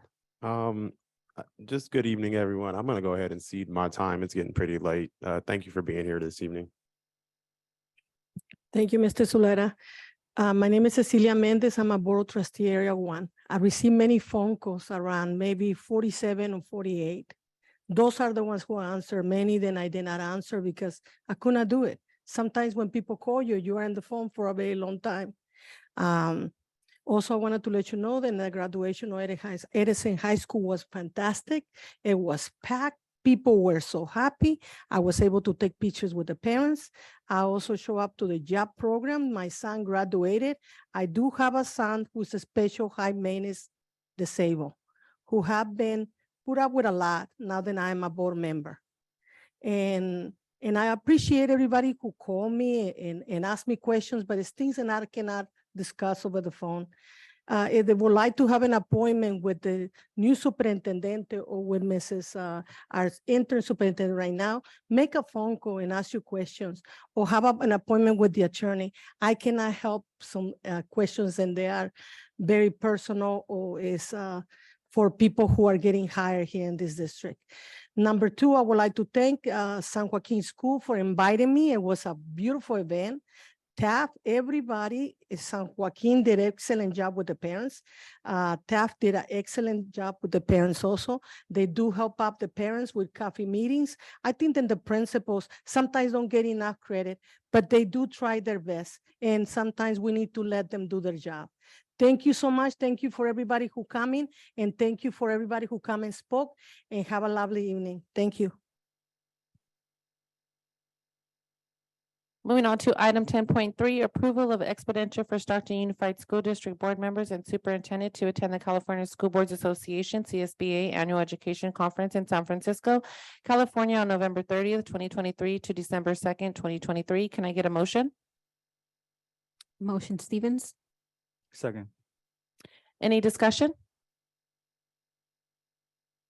Roll call vote? President Flores, Yes. Vice President Stevens, Yes. Clerk Colon, Yes. Trustee Donaire, Yes. Trustee Mendez, Yes. Trustee Rico, Abstain. Trustee Zulueta. Yes. Motion passes 6-0 with Trustee Rico abstaining. Thank you. Moving on to item 10.4 to initiate request for proposals and RFP for legal professional services. Can I get a motion? I'll make a motion Stevens. Second. Discussion? Roll call vote, please. President Flores, Yes. Vice President Stevens, Yes. Clerk Colon, No. Trustee Donaire, Yes. Trustee Mendez, No. Trustee Rico, No. Trustee Zulueta. No. Motion fails 3-4 with trustees Colon, Mendez, Rico, and Zulueta voting no. Thank you. Moving on to item 10.5, I would like to motion to put 10.5, 10.6, 10.7, 10.8, 10.9, and 10.10 to vote as one vote. I'll second that motion. Can I get a roll call vote, please? President Flores, Yes. Vice President Stevens, Yes. Clerk Colon, Yes. Trustee Donaire, Yes. Trustee Mendez, Yes. Trustee Rico, Abstain. Trustee Zulueta. Yes. Motion passes 6-0 with Trustee Rico abstaining. Thank you. 10.11, approval of district superintendent employment agreement with Dr. Michelle Rodriguez. Can I get a motion? Motion Stevens. Seconded by President Flores. Discussion? I just have a quick question. Yes. Okay, I remember I sent an email asking to Mr. Will about how this is happening. If this is not what was the first choice that we have He on sent May, out a on May 20. he sent out an email to all of us explaining that your candidate refused the offer. I He didn't sent an receive- email to all of us. I can show you the date if you I would had like. an email, but my question is, I sent another email asking him. I don't know what more and other I didn't receive answers. any information back. Thank you. And also, I just wanted to add it for transparency. The community who is only speak Spanish wasn't part of these panelists during 19 and 20. So how we can say that this is community involvement for all the community when the speak Spanish parents didn't be part of this? Thank you. They were a part of the first They day. don't. They were a part of the first day of the interview committee, and the second time they no-showed. No, they wasn't here, not even the first day and not the second day. Thank you. So I think just for clarification, we sent out emails to all of our families. We made sure that we invited presidents from all of our parent advisory committees to be a part of it. And it was up to parents to decide to show up, but we did invite the parents. And we also provided translators to come out to the event on both days to provide services as well. Also for clarification, I spoke with some parents and they told me that they only receive these emails in English. And my question is, why, when we have a consultant who speaks Spanish, why she didn't send this email in Spanish too? We had a Thank you. translator on the first day and we had a translator on the second day. And the second day, the translator was asked to leave because the Spanish-speaking parents no-showed. Microphone. My microphone. question is, why AIRA didn't send the email in Spanish to those parents who they only speak Spanish? Again, we had Spanish-speaking parents with a translator. So they obviously knew about the information and received it to be there on the first day for the interviews. Why they were not there on the second day, we can reach out to them and ask them why they were not there for the second day. But we did have a translator on site and she was asked to leave during the second day because they didn't show. Parents didn't show up because they received the email in English only. That was the answer that I have, and that was the comments that I have from the community. So that's why I'm sharing this with you guys. I'm not inventing this. This is not a lie. This is what parents tell me. Thank Okay. you. Microphone. Yes. That's the same reason parents contact me. They did not receive it in Spanish. That's all I have to say. That's Thank all you. I have to say. Thank you. Thank you. Any other discussion? Roll call vote? President Flores, Yes. Vice President Stevens, Yes. Clerk Colon, Yes. Trustee Donaire, Yes. Trustee Mendez, No. Trustee Rico, I'm staying. Trustee Zulueta. No. Motion passes 4-2 with Trustee Mendez and Zulueta voting no and Trustee Rico abstaining. Thank you. I'd like to take this moment to welcome Dr. Michelle Rodriguez as our superintendent.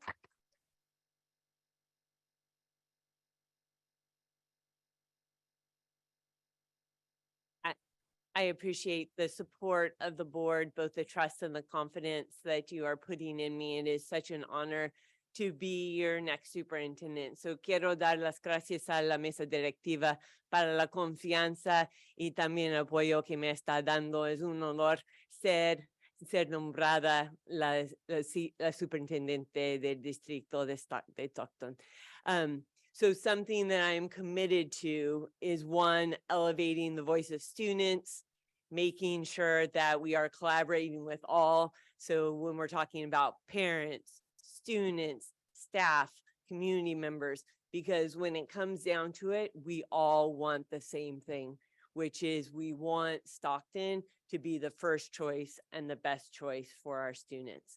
So mi compromiso a ustedes es que voy a elevar la voz de los estudiantes, voy a trabajar con todos. Este incluye los niños, los estudiantes, los padres, las familias, la comunidad y claro, el personal, porque juntos queremos el mismo. Eso es algo que tenemos que recordar. queremos el mismo, queremos oportunidades para nuestros estudiantes, para el distrito es el primer idea para todos los padres y que todos los niños reciben lo que merecen en sus futuros. So thank you very much. We have something for you on behalf of our superintendent secretaries to welcome you to our district. Dr. Rodriguez, on behalf of Stockton Unified School District Superintendent staff, we welcome you to the SUSD team. We look forward to serving you as our superintendent. And we also look forward to supporting your vision and goals for Stockton Unified students, parents, staff, and community. Congratulations. Let's give a warm welcome to Dr. Rodriguez.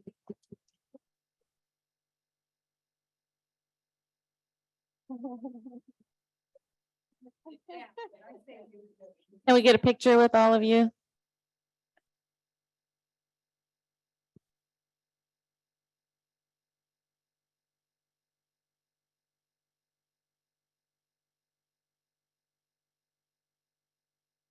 I just want to add my comments that we welcome you. We are excited to have you. We have a lot of work to do. We are thankful that you are stepping up, knowing that we are not a perfect bunch right now, but we trust that with your leadership that we will get in alignment and on track. And I am positive that the rest of our staff will be welcoming to you and that they will be positive with a positive mindset to get the work done, because you are right. At the end of the day, we are all here to serve students. And that's why when we wake up and when we go to bed, that's what our salaries and what our jobs duties say, that that's what we are here to do. Thank you so much.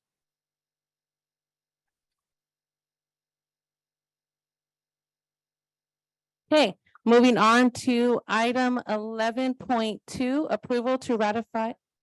Oh, I'm sorry, 11.1, superintendent's report by Dr. Tracy Miller. Right, so I'm gonna keep mine short and sweet as well, but I do want to just say what a great, exciting time it was last week with all of the graduations, promotions. Very cool time for me, having been here 25 years. I also want to welcome Michelle Rodriguez to Stockton Unified as the new superintendent. I look forward to working with you to ensure that you have a successful tenure here in Stockton Unified. Lastly,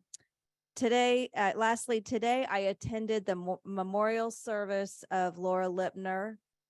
She was one of our truly dedicated special education teachers who spent many years. I worked with her at Hamilton Middle School. The room was filled to capacity with people who were impacted by Laura's compassion and love for her students, teachers, and her community. She lived a life where she saw the good in every person that she met. I never saw Laura without a smile on her face. For many years in SUSD, she provided guidance, gentleness, and kindness towards our most vulnerable students.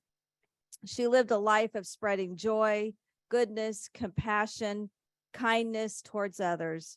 Her legacy will live on for many of us in the SUSD community.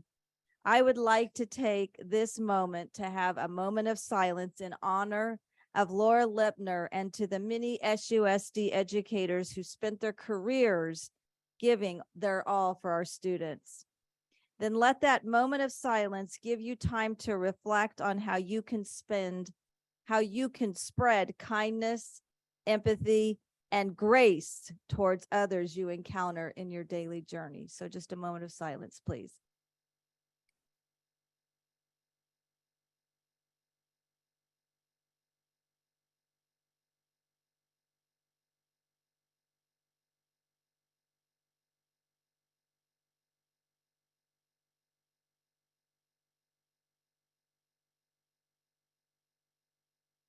Thank you. Sorry.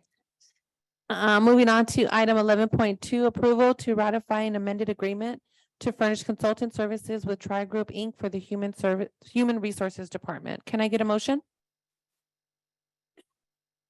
I motion. Can I get a second? Second, Stevens. Any discussion? Roll call vote? President Flores, Yes. Vice President Stevens. Yes. Clerk Colon, Yes. Trustee Donaire, Yes. Trustee Mendez, Yes. Trustee Rico, Yes. Trustee Zulueta. Yes. Motion passes unanimously. Thank you. 12.1, approval to amend the non-public agency master contract with Eaton Interpreting Services, Inc. Can I get a motion? I'll motion. Can I get a second? Second. Any discussion? Roll call vote, please. President Flores, Yes. Vice President Stevens. Yes. Clerk Colon, Yes. Trustee Donaire, Yes. Trustee Mendez. Yes. Trustee Rico, Yes. Trustee Zulueta. Yes. Motion passes unanimously. Moving on to item 12.2, approval of the K-8 school site school waiver request in order to increase minutes in the school day per the contract waiver process. Article 27, contract exception of the SUSD STA contract agreement for the 2023-2024 school year. Can I get a motion? Motion. Can I get a second?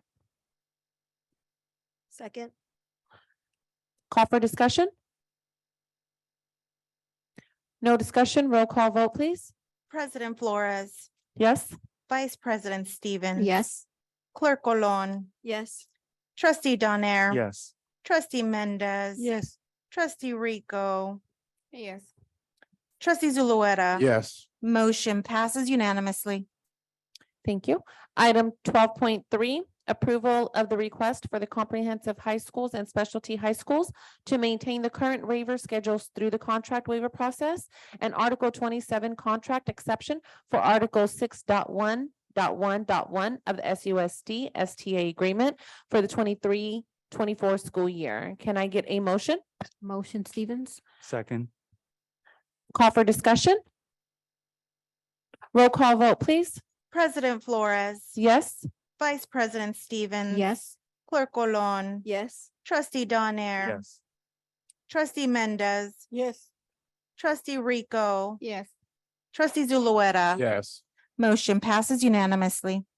Item 12.4, approval of the educational services staffing agreement with Maxim Healthcare Services for the Health Services Department. Can I get a motion? I'll motion, Stevens. Second. Call for discussion? No discussion, roll call vote, please. President Flores, Yes. Vice President Stevens. Yes. Clerk Colon. Yes. Trustee Donaire. Yes. Trustee Mendez, Yes. Trustee Rico, Yes. Trustee Zulueta. Yes. Motion passes unanimously. Moving on to item 12.5, approval to purchase additional systematic instruction in phonological awareness, phonics and sight words, SIPs, and curriculum. Can I get a motion? I'll second. Call for discussion? No discussion, roll call vote, please. President Flores, Yes. Vice President Stevens. Yes. Clerk Colon. Yes. Trustee Donaire. Yes. Trustee Mendez, Yes. Trustee Rico. Yes. Trustee Zulueta. Yes. Motion passes unanimously. Moving on to item 12.6, approval to purchase SysCloud Cloud Compliant Suite and unlimited backup services for Google Workshop, formerly Google Apps for Education, with Amplified IT for the 23-24 school year. Can I get a motion? I'll motion. Can I get a second? Second. Call for discussion? No discussion. Roll call vote, please. President Flores. Yes. Vice President Stevens. Yes. Clerk Colon. Yes. Trustee Donaire. Yes. Trustee Mendez. Yes. Trustee Rico. Yes. Trustee Zulueta. Yes. Motion passes unanimously. Moving on to item 12.7, approval of the purchase of flexible seating for all libraries within SUSD from Lakeshore Learning. Can I get a motion? Motion Stevens. Can I get a second? Second. Call for discussion?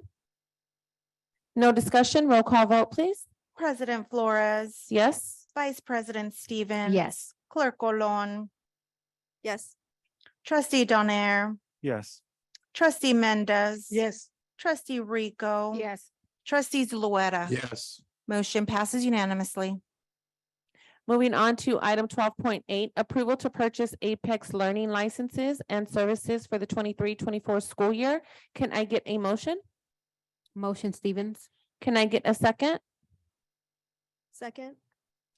Call for discussion? Can I have the microphone, Madam President? Yes, you may. I just want to bring a little bit of attention to this item because Apex is not the only program that we use for our students to get the recovery credits. In actuality, we've had quite a bit of emails that were sent to us by teachers and staff who are requesting for us to bring back the Cyber High curriculum. And what I noticed is that Apex, they're telling us that not only do more students use Cyber High, and they find that in excess of 2,000 courses within the last 2 years, actually in this year alone, an after school program at Titan Academy, just at Chavez, there were 2,000 courses that were completed. And the fear is that students that are using Cyber High currently, and they're talking about over 200 of those students, that it would take away their ability to complete the programming that they're doing currently. And that would, drive our graduation rates down considerably. I'm also looking at the price of this program, and I'm wondering why we're not looking at this and Cyber High at the same time, right? If we've been paying for them both, I don't understand why we're not going to continue to do that, or if we're going to pick one over the other, why we're not picking the one that's $60,000 that a majority of our students are utilizing. And when I talk about graduation rates, what's being told to me is that we're going to be talking about 15 to 20% drops in graduation rates just from not renewing Cyber High. And so I'm wondering how we're going to explain this to students, how we're going to explain this to families. How do we explain this to our community, right? Because 20% is huge. And at the same time, why this other program is not being brought to us, considering the fact that this program that we're looking at here is more than 4 times as much as the other program, and from the concerns that are brought from the staff that is utilizing these credit recovery programs for hundreds of our students, that they're saying that this doesn't make sense and that this doesn't work as well as, the other program. And I'm just, I'm wondering why we're not listening to our professionals. Good Go evening, ahead, board. Yolanda. Thank you. Good evening, board. So I appreciate the questions, and I saw the emails as well. And unfortunately, the information that you were sent isn't accurate. We received those emails from those teachers this morning as well, and we've spent the day trying to verify their numbers that they touted, and it's not accurate. We haven't had the claim that over 2,000 courses were completed by 300 students at Chavez alone would average about 6.5 courses per student this year alone, which when we're talking about students that are doing credit recovery while also being in school, simply isn't accurate. We have pulled some data from Cyber High and are waiting to get additional numbers from Cyber High before we respond to those claims. The conversation about Cyber High and Apex has been going on for the last few months. Secondary principals, specialty secondary principals were included in those conversations. This decision was not made in a silo by any means. One of the concerns with Cyber High has been the lack of reporting from the Cyber High company. Another concern that's been brought to our attention has been the lack of rigor in the coursework and the ability to bypass the testing that is required to prove that a student has completed the coursework. That being said, We haven't said no to Cyber High yet. We are simply still exploring our options. One of the other concerns with High has been one of the concerns that was brought to you in those emails is that Apex is willing to work with us and extend the contract through August so that students that start a course in June or July have time to finish it, whereas Cyber High has been unwilling to entertain that option, even at a prorated rate. So while I understand that the emails that you've received have a lot of information in them that make it sound like Cyber High is the end all be all, unfortunately, the data that we have that we've pulled from Cyber High simply does not support the claims of how many students have actually completed the courses and how many credits have been awarded. That being said, we are still investigating and trying to get cleaner data through our back channels since we can't get all the information from Cyber High. And then I just have one follow-up. So you said that pretty much they lied, but then you said we don't have all the data. And so then how can we take the testimony that you're bringing as the end all be all when you are saying yourself that you don't know?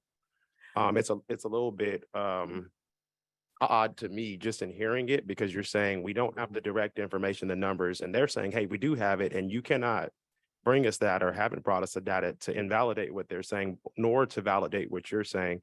And yet we're sitting here about to make a decision on a $250,000 program that, for all intents and purposes, we don't have data on this either. But you are here, bringing it to us. So what I'm saying is the data that we have doesn't support what they are claiming. That being said, before I call understand. somebody a liar, I'm going to continue investigating to make sure there isn't another report that Cyber High has not provided us. So that's where we're at. And again, us bringing you Apex doesn't mean we're not going to bring Cyber High. They're two separate companies, and one got us a quote, and we're bringing that forward before we make a final decision on Cyber High. I think it would be really prudent for us to see them both at the same time. And though the board as a whole may not agree with me and they may vote and pass this, I think we owe a little bit more due diligence to our students in these programs than to bring this way. Thank you. Thank you. Yulin, does it affect Cyber High? Like, do they get a choice? Is it a program that could be ran simultaneously, or do students have to choose one or the other? It's not even a matter of students choosing. There are teachers that prefer one over the other. Okay. Is what the information that I've been able to gather by talking to principals, by talking to teachers, by working with Dr. Wayne Stagnero, who's our instructional technology administrator, and has worked extensively with both programs. It really comes down to a teacher preference. In one of the emails, the claim was that Cyber High doesn't offer this, that Apex doesn't offer the same number of courses that Cyber High does. I've compared the two course catalogs along with our course catalog that you guys have approved, and the difference is one course that most credit recovery students aren't taking because it's an upper level mathematics course. So it really comes down to teacher preference. Some teachers just like the platform better versus Apex. Apex is what this district used first. And we brought Cyber High in during the pandemic because it was an additional option, because during the pandemic, it wasn't necessarily credit recovery, it was just credit earning that was taking place. Is there any way that you can get us a comparison?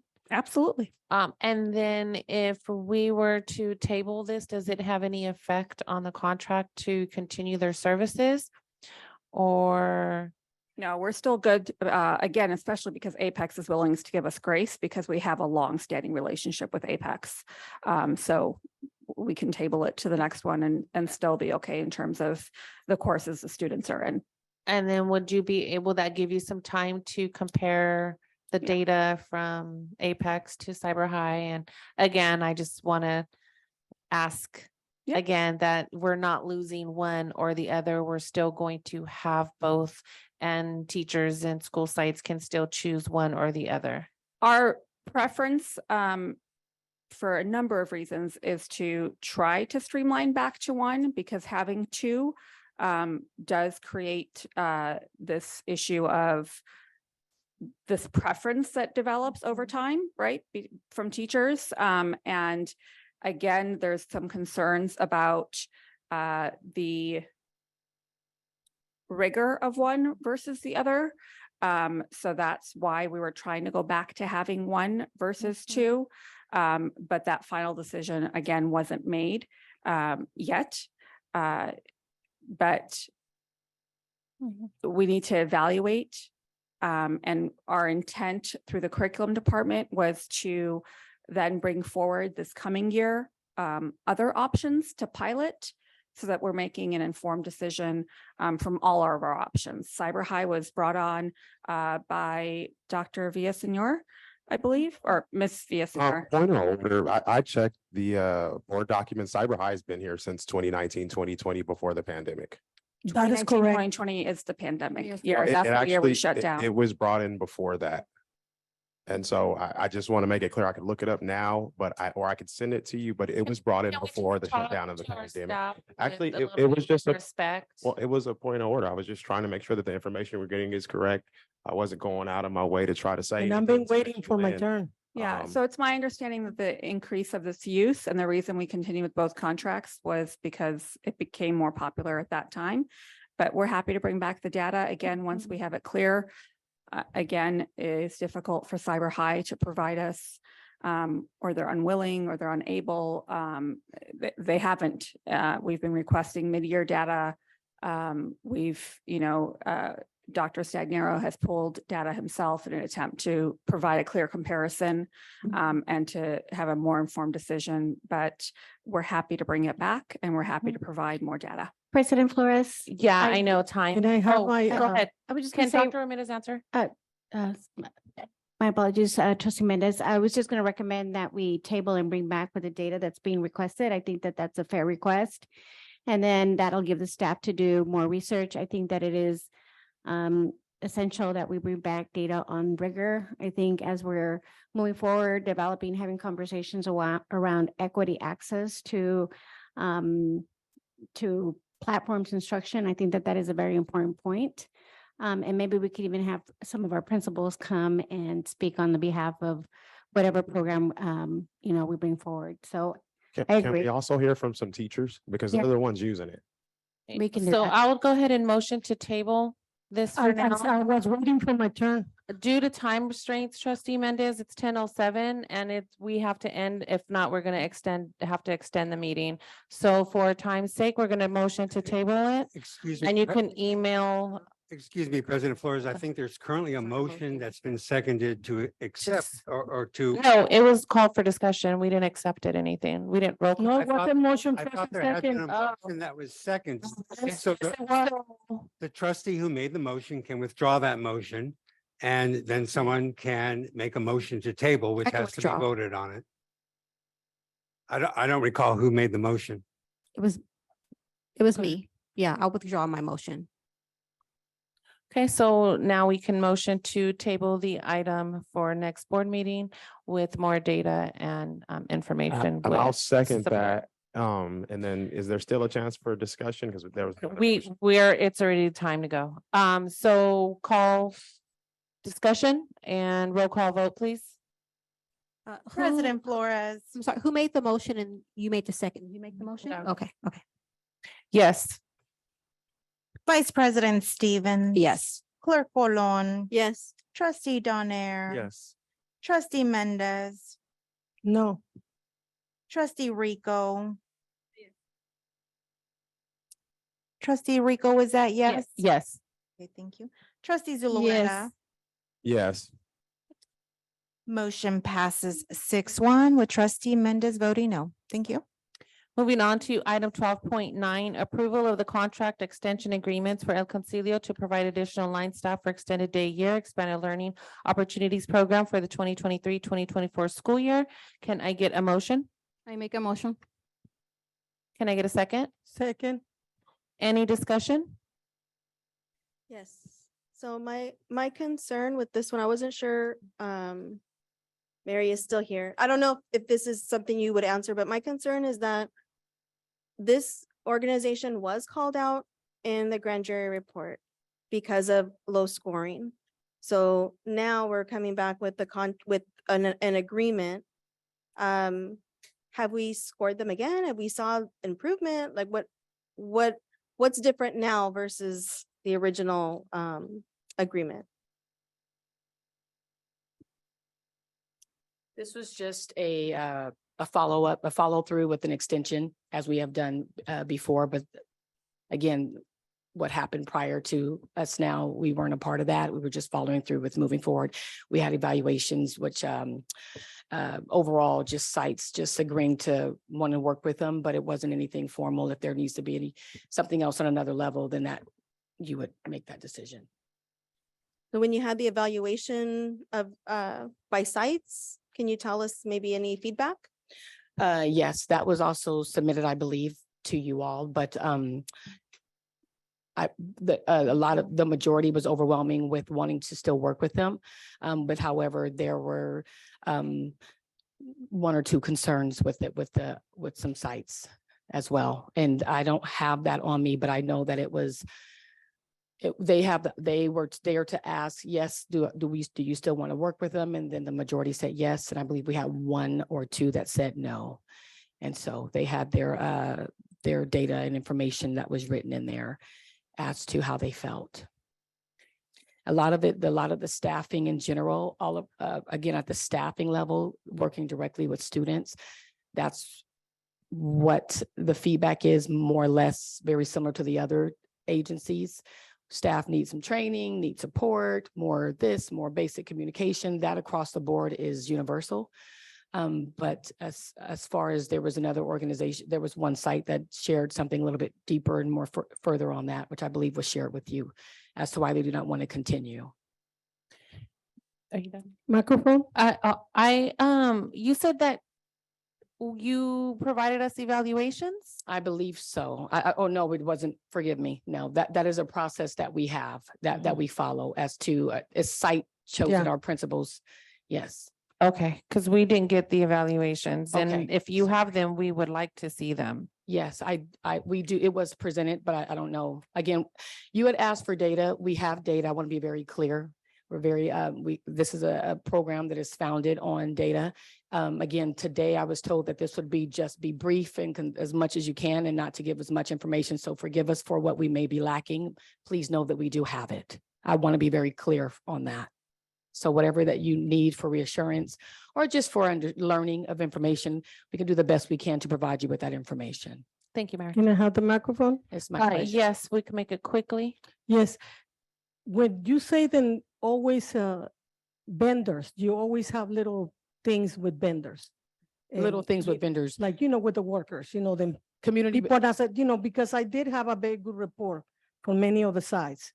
So all this stuff, it's kind of hard because we are here for the kids and to make sure that we serve the kids. Too much politics involved here, and this is unfair for the Latino community and who they represent. It's like this. Do you have a question? No, that's it. I just wanted to ask you, do you have any other concerns from any other of the vendors who do this service for us? Our community-based partners, again, they follow the RFP process, the legit procurement process that we offer in our district. That is obviously legit and continue on with services due to with the principals that choose to continue to work with them yearly, as well as following our RFP process. So that is what I am a part of and what I'm used to. I understand what you're asking is prior to this group being aware or being involved with that. So I understand that. But right now everything is okay by you, by the site. When it comes to, and I'm going to speak in place for students, because Yes. that's what I'm doing. I don't know about the adult piece here. Yeah. But as far as what I'm seeing staff provide to students, all of our staff look the same. When I say in need of support, in need of training, in need of providing great leading activities to students, supervisory support, engagement, growing social emotionally, homework help, all of that stuff. Young people working part-time jobs in school, same level of support. And as far as organization is concerned, obviously Miss Angel Ann Flores had brought up some management and oversight. those systems are in place. Again, some things, if our sites are not bringing it directly to us because we're not there, it would be handled at the site level. And that's where the administrators get involved to support, and I come in for extra level of support. It's my pleasure. Thank you so much, Mr. Myers. Okay, so roll call vote. President Flores, No. Vice President Stevens. No. Clerk Colon, Abstain. Trustee Donaire, No. Trustee Mendez, Yes. Trustee Rico, Yes. Trustee Zulueta. No. Motion fails 2-4 with trustees Flores, Stevens, Donaire, and Zulueta voting no, and Clerk Colon abstaining. Thank you. Moving on to item 12.10, approval of the contract extension agreements for community-based partners, University of Pacific, Jacoby Center, YMCA, and the Table Community Foundation to provide line staff for extended day, year, expanded learning opportunities program, ELA for the 2023-2024 school year. Can I get a motion? All motion. Can I get a second? Second. Call for discussion. Roll call vote, please. President Flores. Yes. Vice President Stevens. Yes. Clerk Colon. Yes. Trustee Donaire. Yes. Trustee Mendez. No. Trustee Rico. I'm staying. Trustee Zulueta. No. Motion passes 4-2 with trustees Mendez and Zulueta voting no, and trustee Rico abstaining. Thank you. Moving on to item 13.1, approval of a memorandum of understanding between SUSD and the California School Employees Association, CSEA, and its Stockton Chapter 318 and its Delta Valley Chapter 821 to allow the involuntary transfer of the bilingual evaluation assistance to the translator interpreter specialist classification. Can I get a motion? I'll make the motion. Can I get a second? Second. Call for discussion? No discussion. Roll call vote, please. President Flores. Yes. Vice President Stevens. Yes. Clerk Colon. Yes. Trustee Donaire. Yes. Trustee Mendez. Yes. Trustee Rico. I'm staying. Trustee Zulueta. Yes. Motion passes 6-0 with trustee Rico abstaining. Thank you. Item 13.2, approve the ratified memorandum of understanding for approved additional flag football new athletic stipend between Stockton Unified School District and the Stockton Teachers Association. Can I get a motion? I'll motion. I'll second. Call for discussion. Roll call vote, please. President Flores. Yes. Vice President Stevens. Yes. Clerk Colon. Yes. Trustee Donaire. Yes. Trustee Mendez. Yes. Trustee Rico. Yes. Trustee Zulueta. Yes. Motion passes unanimously. Can I move on to item 13.3, approve the ratified memorandum of understanding for agriculture extended year between Stockton Unified School District and Stockton Teachers Association. Can I get a motion? Motion Stevens. Seconded by President Flores. Call for discussion. Roll call vote, please. President Flores. Yes. Vice President Stevens. Yes. Clerk Colon. Yes. Trustee Donaire. Yes. Trustee Mendez. Yes. Trustee Rico. Staying. Trustee Zulueta. Yes. Motion passes 6-0 with trustee Rico abstaining. Thank you. Moving on to item 13.4 to approve the ratified memorandum of understanding for 2023 SLA lead teachers addendum between Stockton Unified School District and Stockton Teachers Association. Can I get a motion? All motion. Can I get a second? Second. Call for discussion? No discussion. Roll call vote, please. President Flores. Yes. Vice President Stevens. Yes. Clerk Colon. Yes. Trustee Donaire. Yes. Trustee Mendez. She stepped away. Trustee Rico. Staying. Trustee Zulueta. Yes.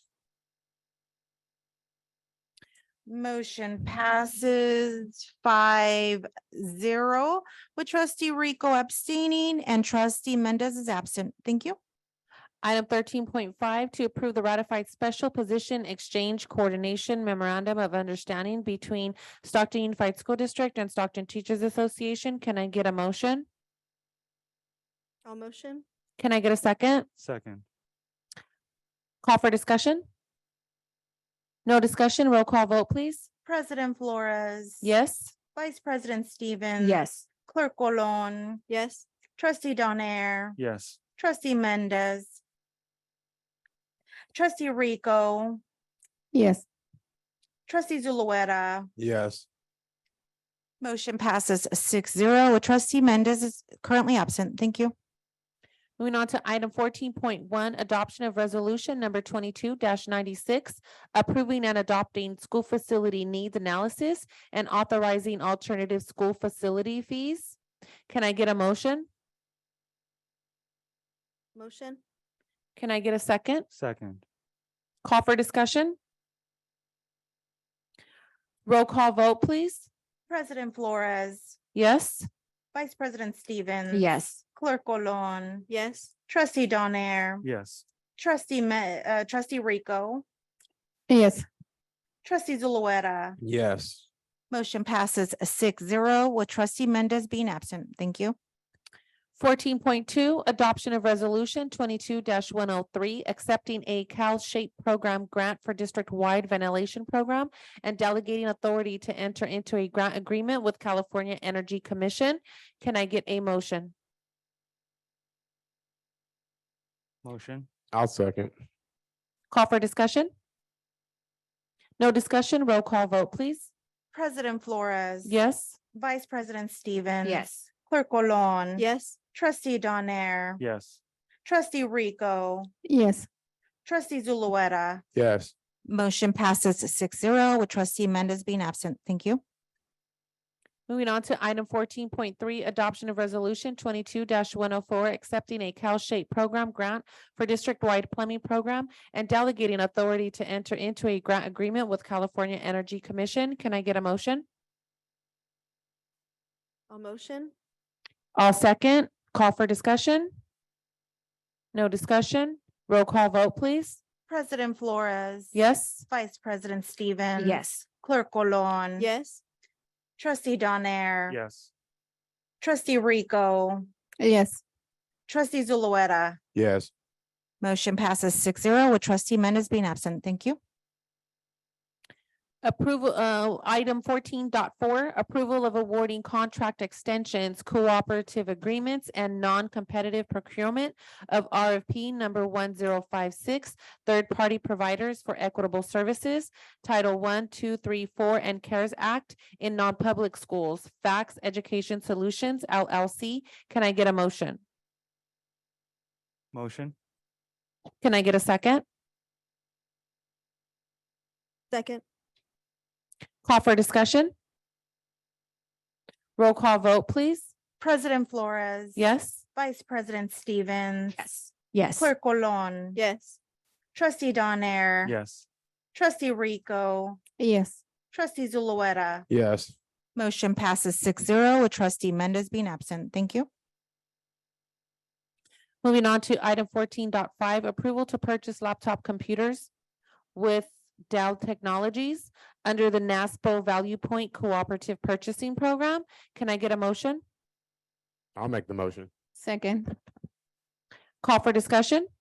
Just saying thank you to our team, our director of technology, and also our technology manager for bringing this, because I know this is going to help our staff quite a bit. So thank you. Roll call vote, please. President Flores. Abstain? Vice President Stevens. Yes. Clerk Colon. Yes. Trustee Donaire. Yes. Trustee Rico. Yes. Trustee Zulueta. Yes. Motion passes 5-0 with President Flores abstaining and trustee Mendez being absent. Thank you. Moving on to item 14.6, approval to purchase of the yearly renewal of Go Guardian Web content filtering, monitoring, and reporting. Can I get a motion? I'll do the motion. Oh, I'll second. Motion by Clerk Cologne and seconded by trustee Zulueta. Call for discussion? No discussion, roll call vote? President Flores, Yes? Vice President Stevens. Yes. Clerk Colon. Yes. Trustee Donaire, Yes. trustee Rico. Yes. Trustee Zulueta. Yes. Motion passes 6-0 with trustee Mendez being absent. Thank you.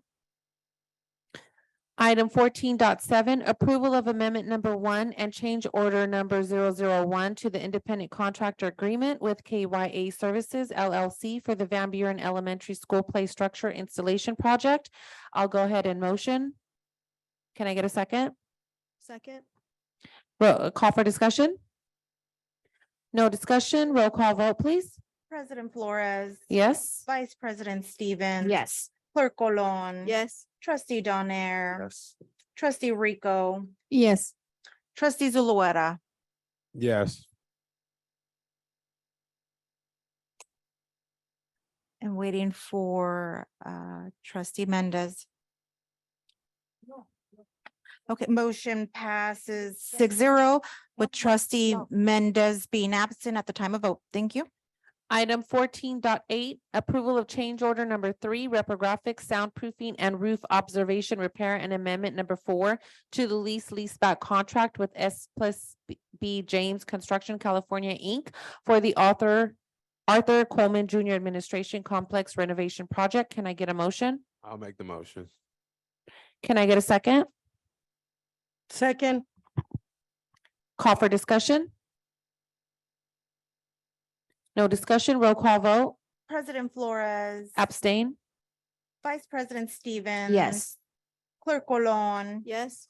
Trustee Donaire. Yes. Trustee Mendez. Yes. Trustee Rico. Yes. Trustee Zulueta. Yes. Motion passes 6-0 with trustee Flores abstaining. Thank you. Moving on to item 14.9, approval of the amendment number 2 to the agreement for architectural services with Jarivi Castellanos Architects for the Arthur Coleman Jr. Administration Complex renovation project. Can I get a motion? I'll make the motion. Can I get a second? Second.